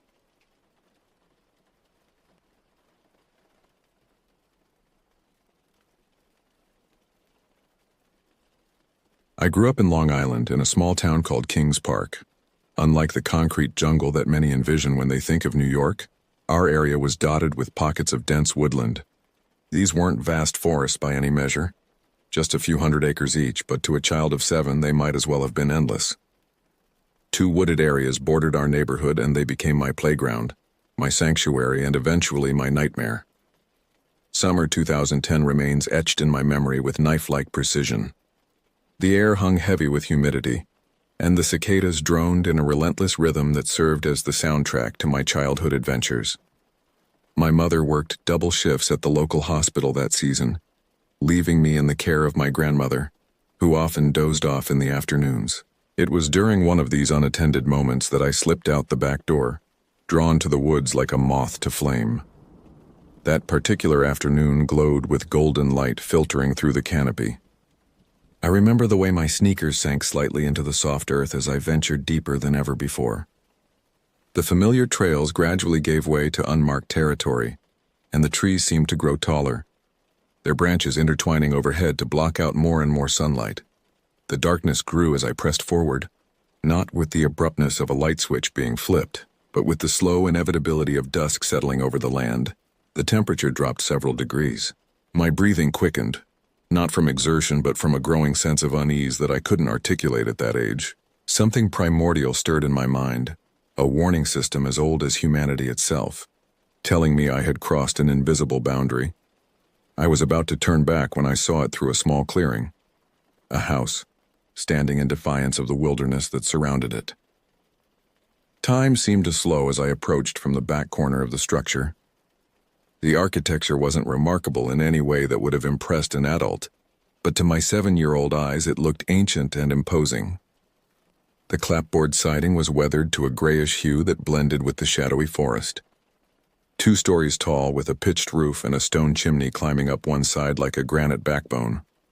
The windows, and this is what I remember most vividly, were intact but impenetrably dark. Not the darkness of curtains drawn against daylight, but a darkness that seemed to absorb light rather than merely block it. I stood frozen, staring at those windows, half expecting to see movement behind the glass. Nothing moved, yet I couldn't shake the sensation of being observed. Wild raspberry bushes and creeping vines partially reclaimed the lower portions of the walls, but they hadn't overtaken the structure. The house wasn't pristine, but neither was it in ruins. It existed in a strange liminal state, neglected but not abandoned, weathered but not decrepit. My curiosity battled with an instinctive dread as I inched closer. The wooden steps leading to what I assumed was a back entrance creaked under my weight. I raised my hand to the doorknob, a tarnished brass oval that felt unnaturally cold against my palm despite the summer heat. That's when I heard it. Not a sound exactly, but more like the pressure in my ears changing suddenly, as if something inside the house had taken a deep breath.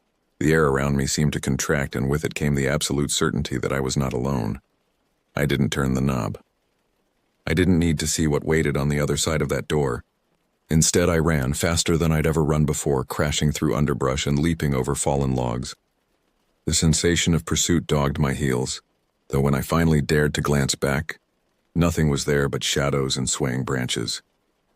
I didn't stop running until I reached the street, and even then, I continued for several blocks until the stitch in my side forced me to slow down. The feeling of being chased gradually subsided, but the memory of those dark windows and that cold doorknob remained, a splinter in my mind that would not be extracted. For years afterward, I avoided those woods entirely, manufacturing elaborate excuses whenever friends suggested exploring there. The fear was irrational but absolute, a visceral reaction that transcended logical thought. The strange encounter in the woods marked a definitive before and after point in my childhood. My mother noticed the change in my behavior, how I no longer begged to play outside, how I flinched at shadows in my peripheral vision, how I insisted on a nightlight well past the age when most children outgrow such comforts. "What's wrong, Jessie?" she would ask, her forehead creased with worry lines that seemed to deepen with each passing month. I never told her about the house. Something prevented me from sharing that experience, as if speaking it aloud would somehow make it more real, more dangerous. Instead, I buried myself in books and indoor hobbies. My bedroom became my fortress, decorated with posters of distant places I dreamed of visiting, anywhere but the woods behind our house. I developed an elaborate bedtime ritual, checking under the bed, inspecting the closet, ensuring my window was locked despite the summer heat, all while pretending these were normal behaviors for a child nearing adolescence. By age 13, my fear had transformed into something more complex. Curiosity began to temper my dread. I started collecting local history books from the library, searching for any mention of old houses in the Kings Park area.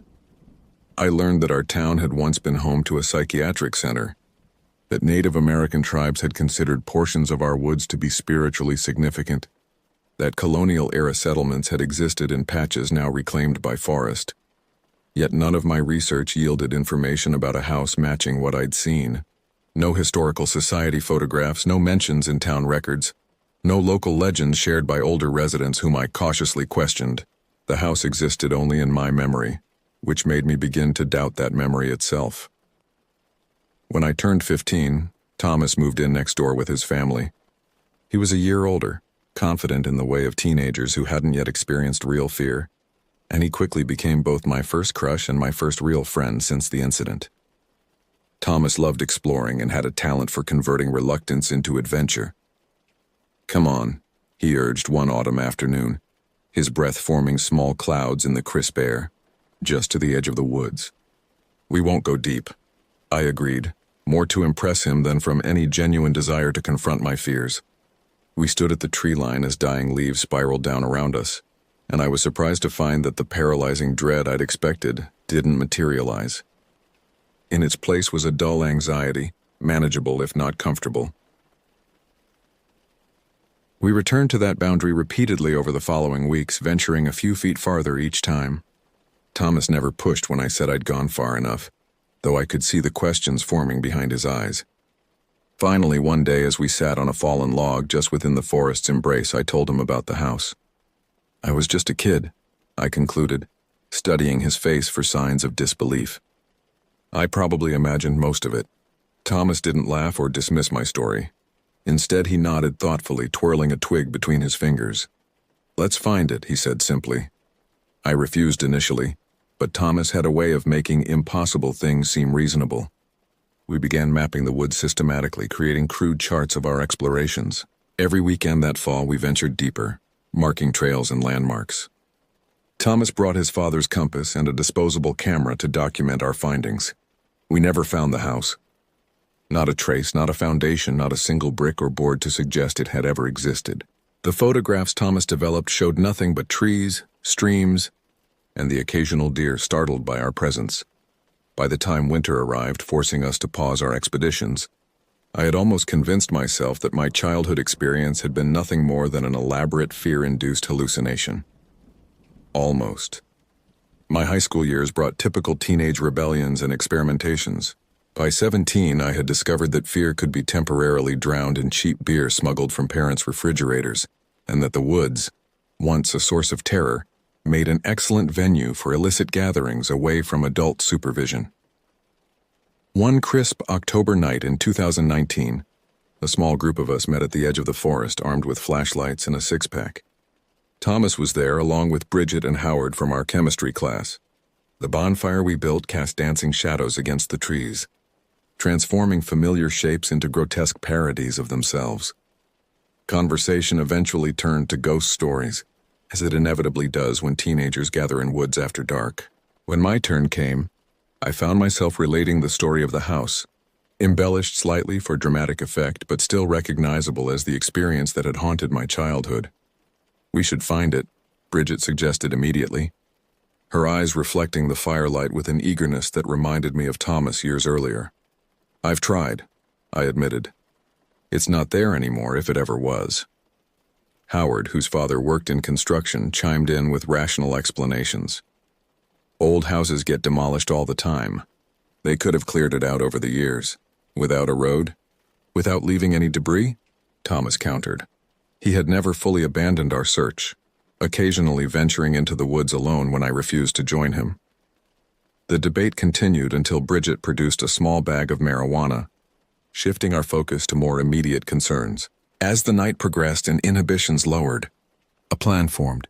We would conduct one final, definitive search for the mysterious house. We set out deeper into the woods, our movements clumsy from alcohol and cannabis, flashlight beams cutting erratic paths through the darkness. The trees seemed to close in around us, branches reaching down like grasping fingers. The rational part of my brain recognized this as the combined effect of substances and suggestion. But primal fear began to reassert itself nonetheless. "We should turn back," I suggested after 30 minutes of increasingly difficult hiking. The others agreed readily, our earlier bravado diminishing with each unexplained sound from the darkness beyond our lights. As we turned to retrace our steps, I glanced over my shoulder one last time. Something moved between the trees, not with the random swaying of branches in wind, but with purpose. I froze, straining to see clearly through the gloom. "Did you see that?" I whispered to Thomas, who had paused beside me. "See what?" I pointed, but whatever I'd glimpsed had vanished. We hurried back to the remains of our bonfire, laughing too loudly to dispel the tension, pretending we hadn't been frightened by shadows and imagination. Yet later that night, lying in bed with the window firmly shut despite the stuffiness of my room, I couldn't shake the sensation that we had not been alone in those woods, that something had been watching us, following at a distance, waiting. The next morning, Howard's mother called mine in a panic. He hadn't come home after our gathering. Search parties combed the woods for 3 days before finding him. dehydrated and disoriented, nearly 2 miles from where we'd had our bonfire. He claimed to have become separated from us while following what he thought was a shortcut. But his eyes held a vacant quality that persisted long after his physical recovery. Howard transferred to another school the following semester. We never spoke of that night again. I left Long Island for college in 2020, grateful for the distance from Kings Park and its woods. Boston offered concrete and brick, centuries of human habitation that somehow felt safer than the wild uncertainty of nature. My dormitory overlooked a carefully manicured quad where trees grew in planned arrangements, stripped of mystery and menace. I majored in environmental science, perhaps subconsciously seeking to understand and therefore control what had once terrified me. My focus on urban ecosystems kept me safely within city limits for most fieldwork. When classmates organized weekend hiking trips to New Hampshire or Vermont, I invented excuses to remain behind. For 3 years, I successfully avoided substantial woodlands. My fear transformed into an academic interest in the psychological effects of natural environments on human perception. I wrote my undergraduate thesis on forest phobias and their cultural manifestations, clinically dissecting my own experiences without ever revealing their personal significance. Dr. Winters, my thesis advisor, recognized something beneath my scholarly detachment. "You write about forest environments with unusual intensity," she noted during one of our meetings. "There's an experiential quality to your analysis that goes beyond research." I deflected her observations with vague references to childhood camping trips, but her comment lingered. Was my fear still so transparent, even when cloaked in academic language? In my senior year, a required field course forced me to confront my avoidance directly. The syllabus included a week-long research trip to the White Mountains. No excuses would suffice. Participation was mandatory for graduation. The expedition began innocuously enough. 12 students and 2 professors, all equipped with modern camping gear and communications equipment, nothing like my solitary childhood wanderings. I managed the first 2 days through careful compartmentalization, focusing intently on data collection and analysis rather than my surroundings. On the 3rd night, I woke suddenly in my tent, heart pounding without obvious cause. Outside, the forest had fallen unnaturally silent. No insects chirping, no leaves rustling, as if the entire ecosystem held its breath. The sensation of being watched returned with crushing intensity. I lay motionless, straining to hear anything beyond my own ragged breathing. A twig snapped somewhere in the darkness, followed by the soft crunch of something heavy, moving through underbrush. Not a deer's light steps, nor a bear's lumbering gait, but something deliberate and measured. The footsteps circled our campsite once, twice, then stopped directly outside my tent. The fabric wall seemed absurdly thin, offering no real barrier between me and whatever waited beyond. A shadow fell across the nylon, elongated and distorted, but unmistakably human in shape. I fumbled for my flashlight, fingers trembling against the cold metal. When I finally clicked it on and directed the beam toward the tent wall, the shadow vanished. I waited, scarcely breathing, until dawn began to lighten the forest. Only then did I unzip my tent and peer outside. The ground around my tent showed no footprints, no evidence of midnight visitors. Yet pressed into the earth near where the shadow had stood was a single object, a tarnished brass doorknob, identical to the one I had nearly turned as a child. 13 years and hundreds of miles from this remote mountain location. I told no one. I photographed the doorknob in situ, then buried it deep beneath a pile of rocks half a mile from our campsite. The remaining days of the field course passed in a fog of sleep deprivation and hypervigilance. Upon returning to Boston, I threw myself into analysis of our collected data, working obsessively to complete my degree requirements. I graduated with honors, accepted the first job offer that would take me furthest from the East Coast, and boarded a plane to Northern California with no intention of ever returning. San Rafael, with its Mediterranean climate and proximity to both ocean and mountains, should have represented freedom from the shadows of my past. I settled into a small apartment near downtown, began my job at an environmental consulting firm, and attempted to construct a new identity, uncontaminated by irrational fears. For the first few months, I succeeded admirably. I made casual friends at work, explored the vibrant food scene of Marin County, and even dated briefly.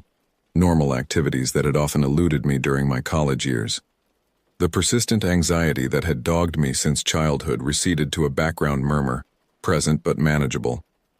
Then I discovered mountain biking. It happened by chance. A work colleague, Vivian, invited me to join her on what she described as a beginner-friendly trail in nearby Fairfax. Having no legitimate reason to refuse, I rented equipment and followed her to the trailhead of Tamarancho, a network of paths winding through oak woodlands and chaparral-covered hills. The first half hour was awkward and mildly terrifying as I adjusted to the mechanics of navigating terrain on two wheels. But then something unexpected happened. I began to enjoy myself. The physical exertion demanded complete focus, leaving no mental bandwidth for dwelling on old fears. The forest became merely a backdrop to the technical challenges of the ride, stripped of its psychological power. "You're a natural," Vivian called over her shoulder as I successfully navigated a rocky section of trail. The praise warmed me, but more significant was the realization that I had spent 2 hours in dense woodland without a single panic attack. I purchased my own bike the following weekend. Within months, mountain biking evolved from casual hobby to obsession. I rode every trail in Marin County, progressing quickly from beginner routes to more technical challenges. The speed, the adrenaline, the required concentration, all served as effective barriers against intrusive thoughts and memories. For the first time since childhood, I willingly sought solitude in nature. Weekend mornings found me on remote trails before dawn, headlamp illuminating the path ahead as I pushed myself to greater distances and more difficult routes. The forest at night, once a realm of absolute terror, became merely another challenge to overcome. Tamarancho remained my favorite trail system, particularly a remote section known for its advanced features and minimal foot traffic. The isolation that would have paralyzed me years earlier now represented perfect freedom, just myself, my bike, and the rhythm of tires on dirt. I should have recognized the danger in my growing complacency. I should have remembered that confidence often precedes catastrophe. But after 2 years without incident, I had convinced myself that my childhood traumas were exactly that. Childish fears without substance, best left in the past. The warning signs were subtle. A helmet strap found untied when I was certain I had secured it properly. Bike tracks on trails I knew had been empty when I arrived. The occasional sensation of eyes following my progress through particularly dense sections of forest. I dismissed each incident with rational explanations, memory lapses, other early morning riders, wildlife. Until the morning I could no longer maintain the pretense of normality. May 2022 arrived with perfect riding conditions. Cool mornings giving way to warm afternoons, trails neither too dusty nor too muddy. I had scheduled a week of vacation with no plans beyond daily rides, pushing myself further and harder than work constraints typically allowed. On the third day of this self-imposed training regimen, I arrived at Tamarancho shortly after sunrise. The parking area sat empty exactly as I preferred. I unloaded my bike, methodically checked tire pressure and brake response, and set out on a familiar route that would take me deep into the most isolated sections of the trail system. The early portion of the ride proceeded flawlessly. My body found its rhythm, muscles warming as I climbed steadily through oak groves where morning light filtered through new spring foliage. Birds called from invisible perches, and twice I startled deer from their browsing. 90 minutes into the ride, I reached my favorite segment, a technical descent featuring hairpin turns and moderate drops that demanded absolute concentration.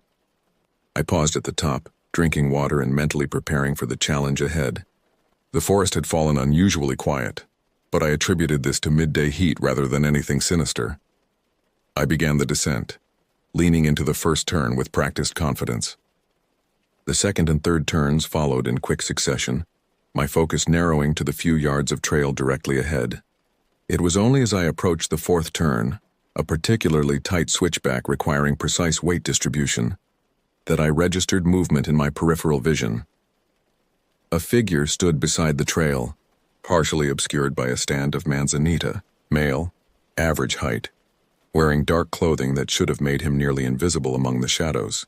Yet something about his stillness drew my eye, interrupting my concentration at the worst possible moment. I overcompensated into the turn, nearly losing control before managing to stop about 20 yards beyond where he stood. Embarrassment was my first reaction. I prided myself on skillful riding and disliked having witnesses to my mistakes, particularly on trails where hikers were uncommon. "Sorry about that," I called, expecting the typical friendly exchange between trail users. He didn't respond, didn't nod, didn't move except to turn his head slightly, tracking my position with an unsettling intensity. As I prepared to continue riding, he stepped from behind the manzanita onto the trail itself, effectively blocking my path.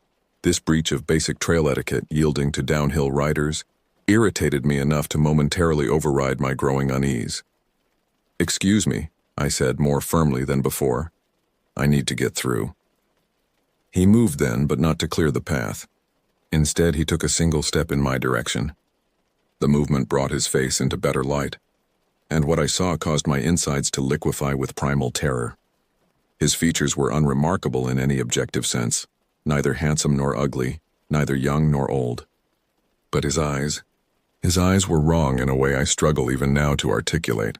Not the flat darkness of dilated pupils or the glassy reflection of intoxication, but something deeper, an emptiness that suggested the absence of whatever fundamental quality makes a person human. I had seen those eyes before, not in the face of a stranger on a California trail, but reflected in the dark windows of a house that shouldn't have existed, 24 years earlier and 3,000 miles away. Recognition must have shown on my face, because his lips curved into something approximating a smile, though the expression never reached those terrible eyes.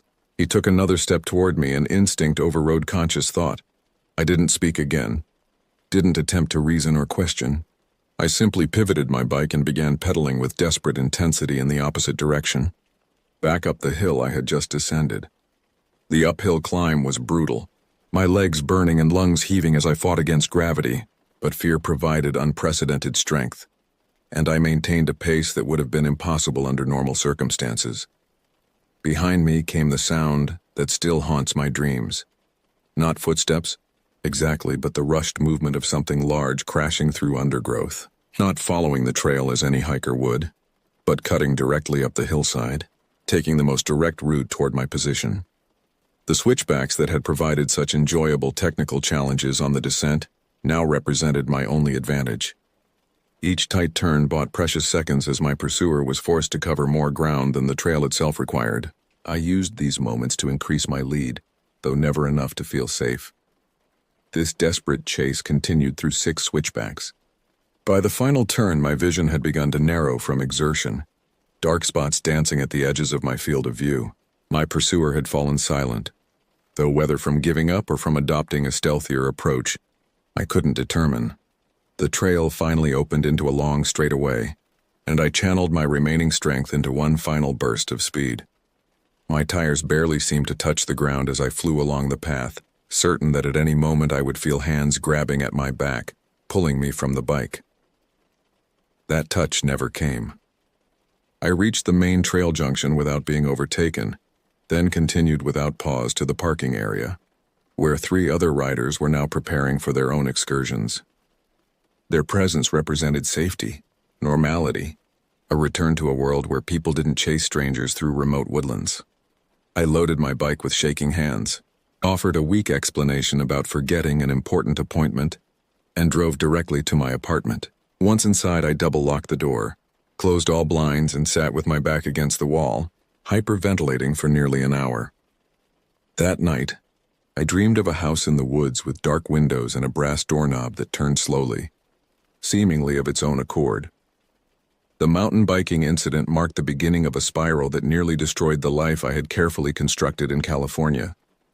I called in sick to work for 3 consecutive days, unable to leave my apartment except for brief, necessary excursions. Sleep came in fragmented intervals, interrupted by nightmares that left me gasping and disoriented. On the 4th day, Vivian appeared at my door, concerned by my absence and unanswered messages. Her presence, normal, rational, untainted by impossible connections to my past, provided temporary grounding.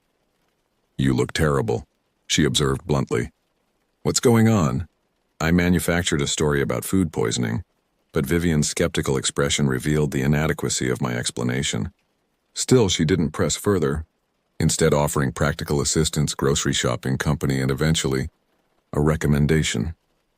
My brother had some similar episodes after his tour in Afghanistan, she said carefully. Writing a name and number on a notepad from my kitchen, Dr. Bell helped him a lot. He specializes in trauma and anxiety disorders. I accepted the referral without admitting I needed it, tucking the paper into a drawer with no intention of following through. Yet 3 more nights of disrupted sleep and increasing paranoia forced me to reconsider. I made the appointment. Dr. Bell's office occupied the 2nd floor of a Victorian in San Rafael's historic district. The interior combined modern clinical efficiency with deliberate warmth. Plants thrived on every windowsill, and the furniture favored comfort over institutional sterility. Dr. Bell himself presented a similar contradiction, professionally dressed and clinically precise in his questions, yet emanating genuine compassion. Our sessions began with general anxiety management techniques. I shared edited versions of my experiences, omitting the impossible connections between Long Island and California, between childhood and adulthood. Dr. Bell accepted my narrative without obvious skepticism, focusing instead on developing coping strategies for acute panic episodes. Progress came slowly but steadily. Medication helped regulate my sleep patterns, while cognitive behavioral techniques provided tools for managing intrusive thoughts. After 3 months of weekly sessions, I ventured back onto beginner trails near populated areas, though never alone and never at Tamarancho. 6 months into treatment, during a particularly productive session, Dr. Bell gently broached the subject I had carefully avoided. "You've described several traumatic experiences in isolated natural settings," he noted, "but I sense you're still withholding something central to your fear, something that connects these separate incidents." The simple validation that someone recognized a pattern I had tried desperately to dismiss as coincidence broke something open inside me. The entire story poured out in a disjointed flood. The house that shouldn't have existed, the doorknob in the White Mountains, the man on the trail whose eyes matched those I had sensed watching me as a child. I expected clinical concern about delusions or hallucinations. Instead, Dr. Bell listened with focus and respect, asking occasional clarifying questions but otherwise allowing my narrative to unfold without interruption. When I finally fell silent, emotionally drained but somehow lighter, he spoke carefully. "I'm not going to pathologize your experiences. The human mind is extraordinarily complex, as is the nature of trauma and memory. What matters most isn't whether these events occurred exactly as you recall them, but how they've shaped your perception and behavior." It wasn't quite validation, but neither was it dismissal. Dr. Bell helped me reframe my experiences within the context of trauma response, suggesting that my early encounter, whatever its objective reality, had created a template that subsequent stressful situations had filled. "The mind seeks patterns," he explained. "When something frightens us profoundly, especially in childhood, we become hypervigilant for similar threats. This vigilance can create self-fulfilling prophecies, where we unconsciously seek confirmation of our fears." This explanation, while not addressing all aspects of my experiences, provided a framework I could accept. I continued therapy, gradually rebuilding confidence and functionality. I resumed mountain biking on populated trails with riding partners. I stopped checking locks multiple times before sleeping. I began dating again. Yet beneath this veneer of recovery, questions remained unanswered. How had a doorknob identical to one from my childhood appeared in the White Mountains? How had the man on the trail known to look at me with those particular eyes that would trigger my deepest fear? What had happened to Howard during those missing 3 days in the Kings Park woods? I compartmentalized these questions, focusing instead on the practical business of rebuilding my life. If sometimes I woke at 3 a.m. with the certainty that someone stood outside my bedroom door, I used Dr. Bell's techniques to manage the panic until morning light dispelled the shadows. This carefully maintained equilibrium sustained me for nearly a year, until the letter arrived from Long Island. The envelope bore no return address, only a Kings Park postmark dated 2 weeks earlier. Inside was a single sheet of paper containing 3 sentences in unfamiliar handwriting. "The house is waiting. The door remains unlocked. You left something important behind. Enclosed with this cryptic message was a small photograph, its edges yellowed with age. The image showed a child, unmistakably myself at 7 years old, standing at the edge of familiar woods. Behind me, partially obscured by trees but clearly visible, stood the house I had spent decades trying to convince myself didn't exist. I had no memory of this photograph being taken, no record of anyone else witnessing my childhood encounter. Yet here was tangible evidence that not only had the house been real, but someone else had been present that day watching without my knowledge. My first instinct was to call Dr. Bell, but something stopped me. Instead, I contacted the Kings Park Historical Society, claiming to be researching family property records. I emailed the photograph with coordinates approximating where I remembered the house standing, asking if they could identify the structure. Their response arrived 3 days later. Thank you for your inquiry. The structure in your photograph matches architectural records for the Whitfield property, constructed in 1782 and reportedly abandoned in the 1930s. However, we should note that this property was demolished in 1989 to make way for conservation land. The coordinates you provided are approximately half a mile from where our records indicate the Whitfield house stood. Is it possible the photograph's location is incorrectly labeled? 1989, a year before my encounter. The house I had seen, touched, nearly entered, had officially ceased to exist before I ever set foot in those woods.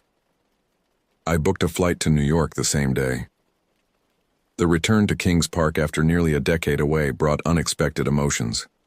My childhood home had new occupants, the neighborhood subtly transformed by renovations and landscaping changes. My mother had relocated to Florida years earlier, severing my last personal connection to the area. Thomas still lived nearby, now married with a young daughter. We met for coffee at a shop that hadn't existed during our teenage years. The conversation stilted at first, but gradually warming as shared memories resurfaced.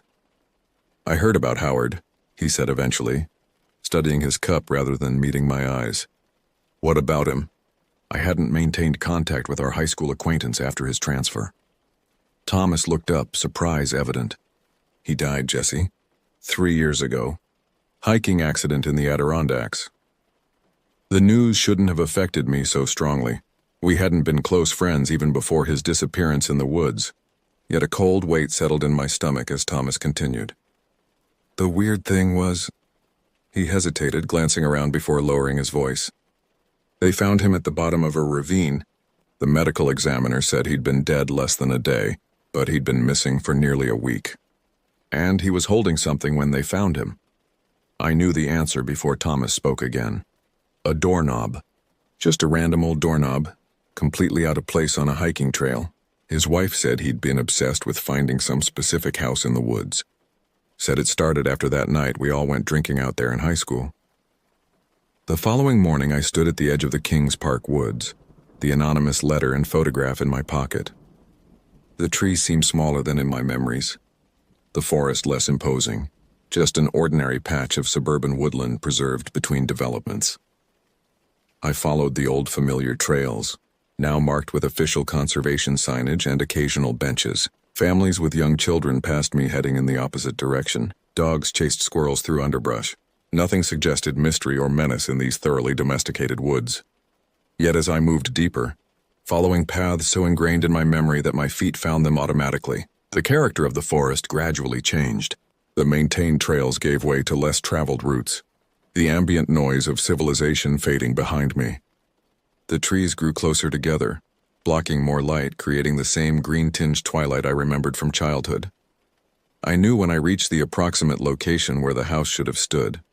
Nothing remained, no foundation, no debris, not even a clearing in the trees to suggest anything had ever occupied this space. I circled the area several times, searching for any physical evidence to validate either my memory or the Historical Society's records. Finding nothing, I sat on a fallen log, exhausted and frustrated. The anonymous letter now seemed like a cruel prank, perhaps from someone who had heard my stories and sought to exploit them. I pulled it from my pocket, intending to tear it to pieces and scatter them through the forest as a symbolic release. As I unfolded the paper, something fell from within its folds, something small and metallic that gleamed dully against the leaf litter at my feet. A brass doorknob, identical to the one from my childhood, identical to the one found in the White Mountains, identical to the one clutched in Howard's dead hand. I picked it up without thinking. Its weight and temperature exactly as I remembered, unnaturally cold despite the warm spring day. As my fingers closed around it, a sound behind me broke the forest silence. Footsteps, approaching steadily. I turned, the doorknob still clutched in my hand, to see a man standing at the edge of the small clearing. His features were unremarkable in any objective sense. Neither handsome nor ugly, neither young nor old. But his eyes. "You've carried it with you all along," he said, his voice as ordinary as his appearance, except for a subtle wrongness I couldn't identify. "The house exists wherever you are. It's been waiting for you to open the door." I looked down at the doorknob in my hand. It was no longer disconnected from anything, but attached to a door that hadn't been there moments before. A door standing independent of any walls, frame, or structure, yet somehow solid and real amid the trees. Understanding washed over me with perfect clarity. The house hadn't disappeared. It had been with me all along, patient and persistent, following me across decades and thousands of miles, waiting for me to complete what I had begun as a child. The man, if he was a man, took a step backward, his expression unchanging. Some doors once opened can never truly be closed again, but some questions can only be answered by walking through them. I stood frozen, the brass knob cold beneath my fingers, caught between lifelong fear and the promise of final answers. Behind me lay the rational world of therapy sessions and scientific explanations. Before me, the impossible door and whatever waited beyond it. I made my choice.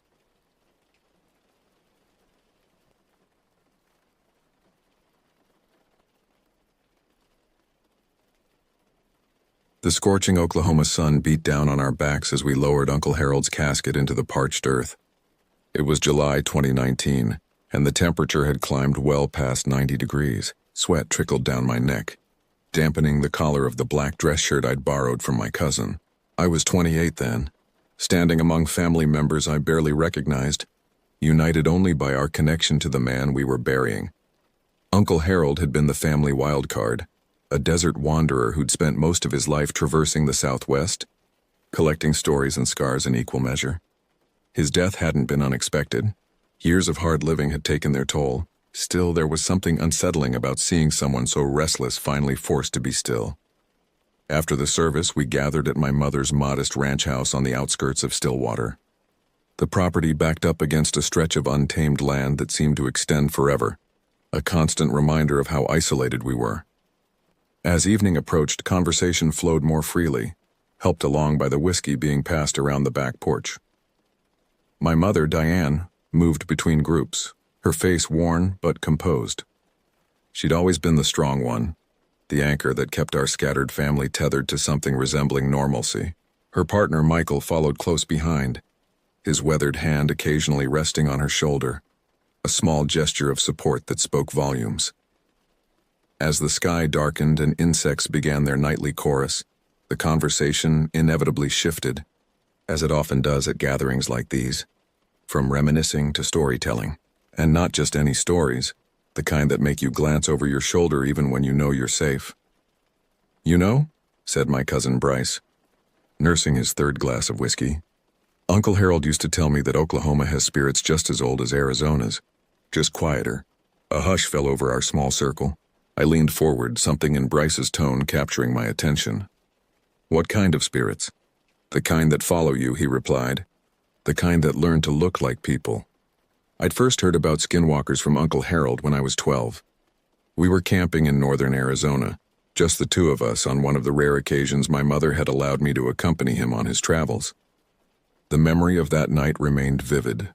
The vast canopy of stars above us, the dancing flames of our campfire, and the way Uncle Harold's voice dropped to just above a whisper when he spoke of certain things. "The Navajo have stories," he'd told me, poking at the embers with a stick, "about medicine men who've gone bad. They gain power by breaking taboos, by killing someone they love. They can wear animal skins to transform themselves to hunt." I remember being both terrified and fascinated. Are they real? Uncle Harold had given me a long look. Some things are real in ways that don't fit neatly into yes or no answers, but the Navajo take them seriously enough not to speak of them after dark. We'd broken that rule, of course. And later that night, I'd woken to sounds of something circling our campsite, the distinct crunch of footsteps on desert soil. Uncle Harold was already awake, his rifle across his lap, eyes fixed on the darkness beyond our dying fire. Just a coyote, he'd said when morning came, but the tightness around his eyes told a different story. As I sat on my mother's porch, now a grown man surrounded by the remnants of my family, those memories returned with unexpected clarity. Michael, who'd been quiet for most of the evening, suddenly leaned forward, his voice cutting through the contemplative silence. "I've got a story about that," he said. All eyes turned to him. Michael wasn't one for talking much, especially not in groups. My mother looked surprised, then concerned. "You don't have to, Mike," she said softly. "No, it's all right," he replied, clearing his throat. Seems fitting somehow, given Harold's fascination with such things. "I was 17, Michael began, his voice steady but quiet, forcing us all to lean in. "This was back in '83 outside of Tucson. Me and some friends had this spot we'd go to, about 40 minutes into the desert. Nothing but scrub brush and stars and silence. We'd drive out there to drink beer, get away from our parents, be stupid teenagers." The porch creaked as people shifted, settling in for the story. Someone passed Michael another glass of whiskey. He took a small sip before continuing. "This particular night there were 5 of us. Me, my buddy Rick, 2 guys from our school, and my girlfriend at the time, Valerie." I noticed how he glanced at my mother when he said the name, but she just nodded slightly, encouraging him to continue. We'd been out there maybe 3 hours. Rick started giving Val a hard time about something stupid. I don't even remember what. But Val had a temper, and she'd had enough to drink that she wasn't letting it go. Next thing I know, she's storming off down the dirt road we'd come in on. Michael paused, rubbing his jaw. I let her go at first. Figured she'd cool off, but after about 20 minutes, I started to worry. It gets cold in the desert at night, and Val only had on a light jacket. Plus, she'd been drinking, and there's all sorts of things out there. Rattlesnakes, coyotes, holes you could twist an ankle in. So I grabbed my keys and went after her in my old Camaro. Found her about a mile down the road, walking with her arms wrapped around herself, shivering a little. I pulled up beside her, but she wouldn't get in right away. Still angry, I said, "Look, we don't have to go back to the others. Let's just walk a bit, talk it out." Finally, she agreed. Michael's eyes had taken on a distant look, as though he was seeing not the Oklahoma twilight but the Arizona desert of his youth. We walked maybe a quarter mile off the road. The moon was nearly full, so we could see well enough. We talked about Rick, about school, about the stupid things that seem so important when you're 17. Then, I'm not sure why, I asked her if she'd ever heard about skinwalkers. A subtle tension rippled through our group. Even those who didn't believe in such things seemed to feel the weight of the word. Valerie said she had. Her grandmother was part Apache, used to warn her about things in the desert that weren't what they appeared to be. I told her what I'd heard, that just speaking about them was dangerous, that it drew their attention. She laughed it off, called it superstitious nonsense. We decided to head back to the car. The temperature was dropping fast, and suddenly the idea of being so far from anything seemed less exciting and more foolish.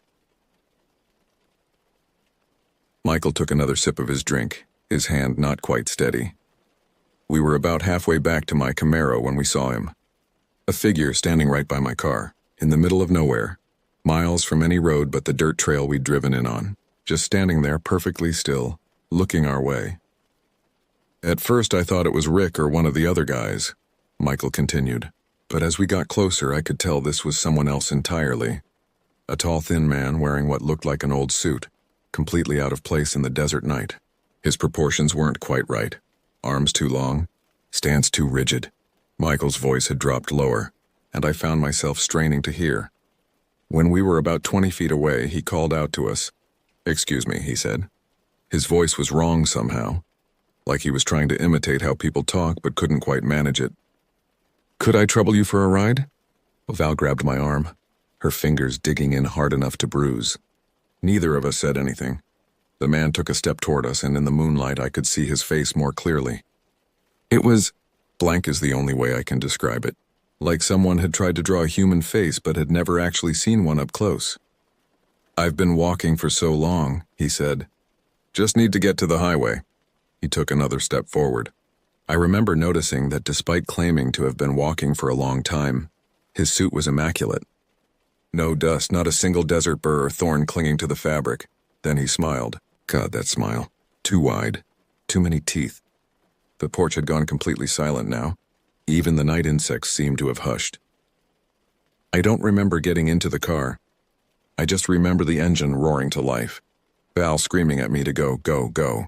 I reversed so fast I nearly went off the road, then spun the wheel and floored it.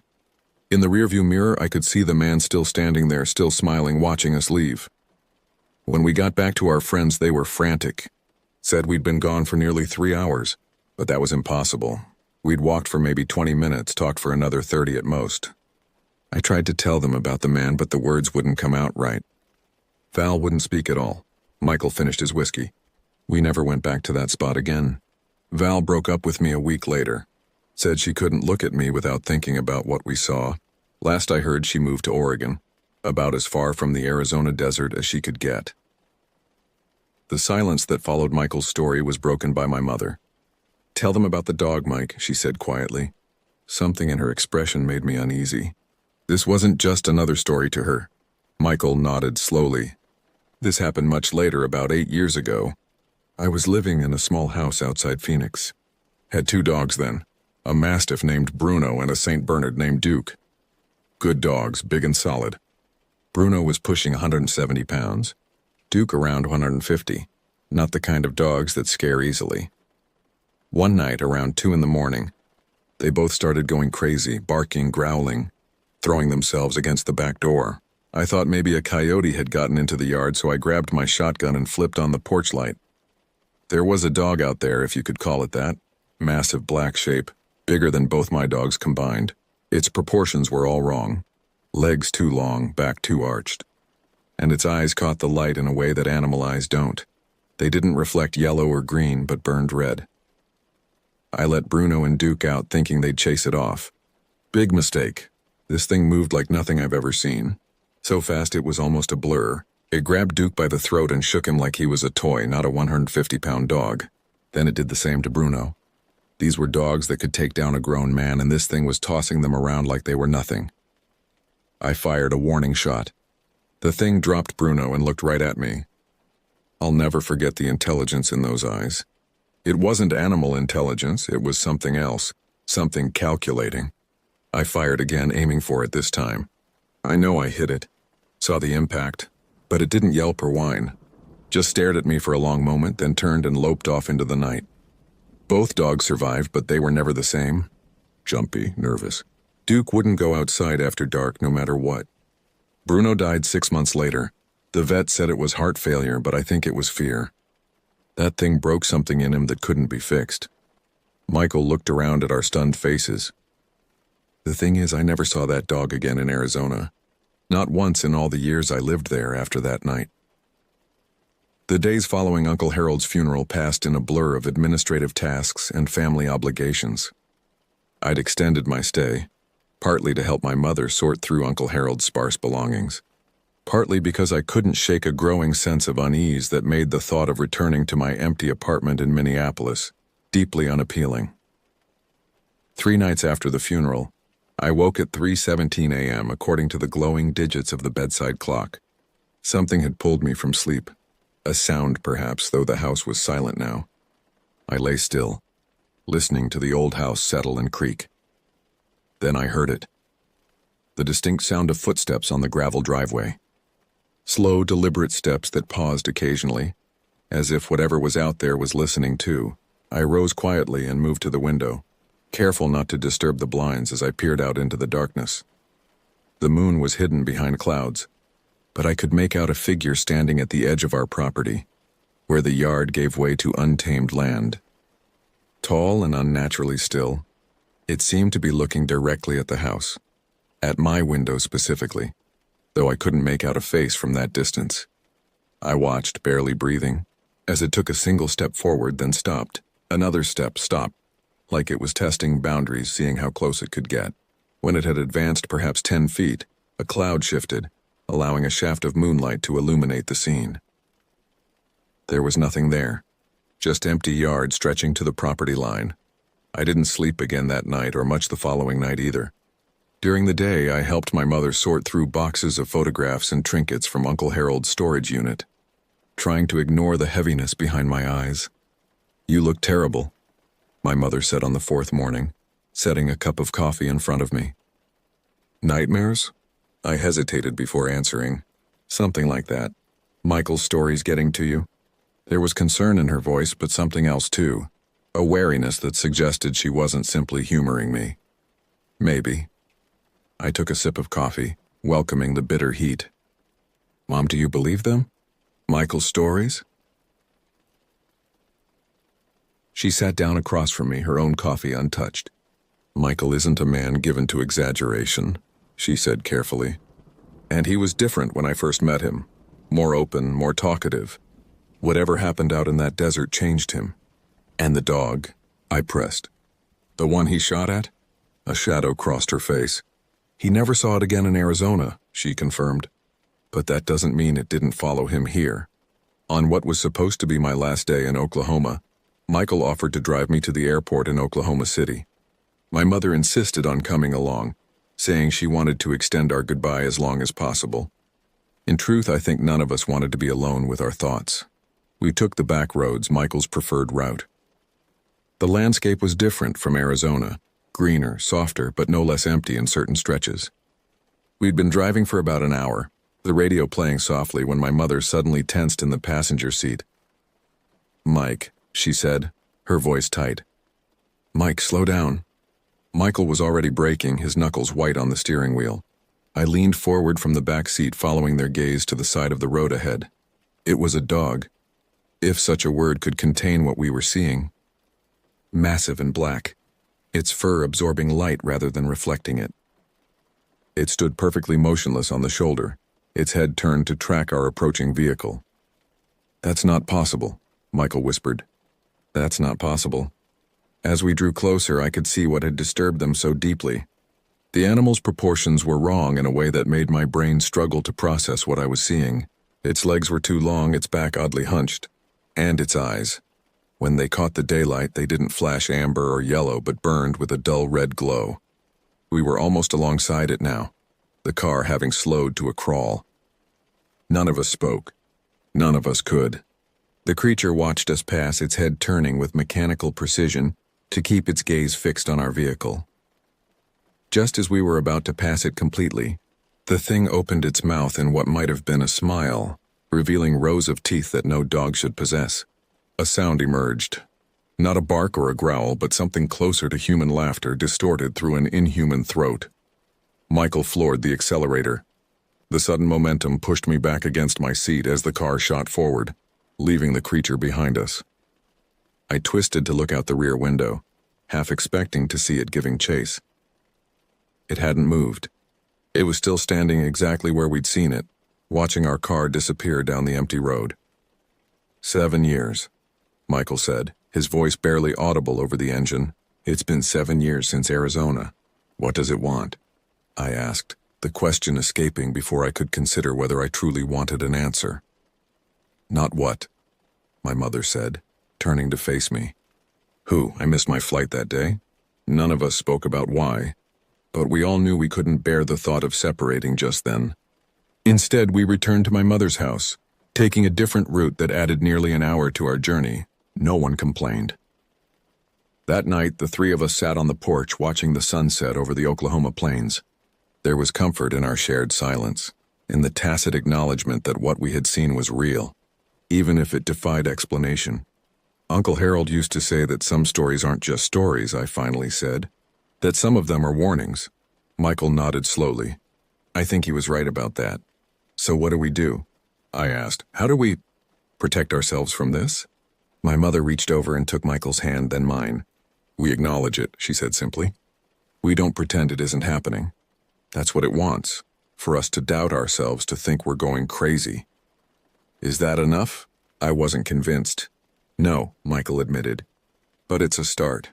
Whatever this thing is, whether you want to call it a skinwalker or something else, it operates in shadows, in doubt and fear. Bringing it into the light doesn't kill it, but it weakens its hold. I thought about the figure I'd seen standing in the yard, advancing step by methodical step. It's been testing boundaries, I said, seeing how close it can get. Yes, my mother agreed, but it can only get as close as we allow. That night, before going to bed, I stood at my window looking out at the yard where I'd seen the figure. The rational part of my brain insisted there were explanations for everything. Michael's desert encounter could have been a drifter, the dog a particularly large wolf hybrid, the figure in the yard a trick of shadow and moonlight.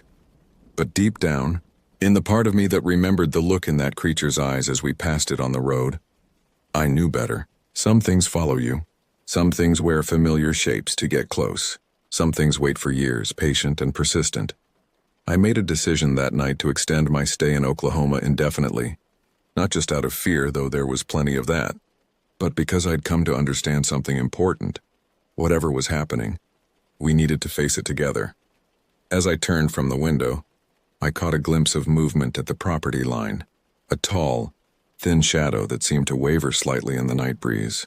I didn't look away this time. I stared directly at it, acknowledging its presence. After a long moment, it retreated, melting back into the darkness beyond the yard. Not gone, I knew. Just waiting, watching. But for tonight at least, the boundary held. Some stories aren't just stories. Some of them are warnings, and some warnings need to be heeded no matter how much we wish to dismiss them as nothing more than whispers in the dust.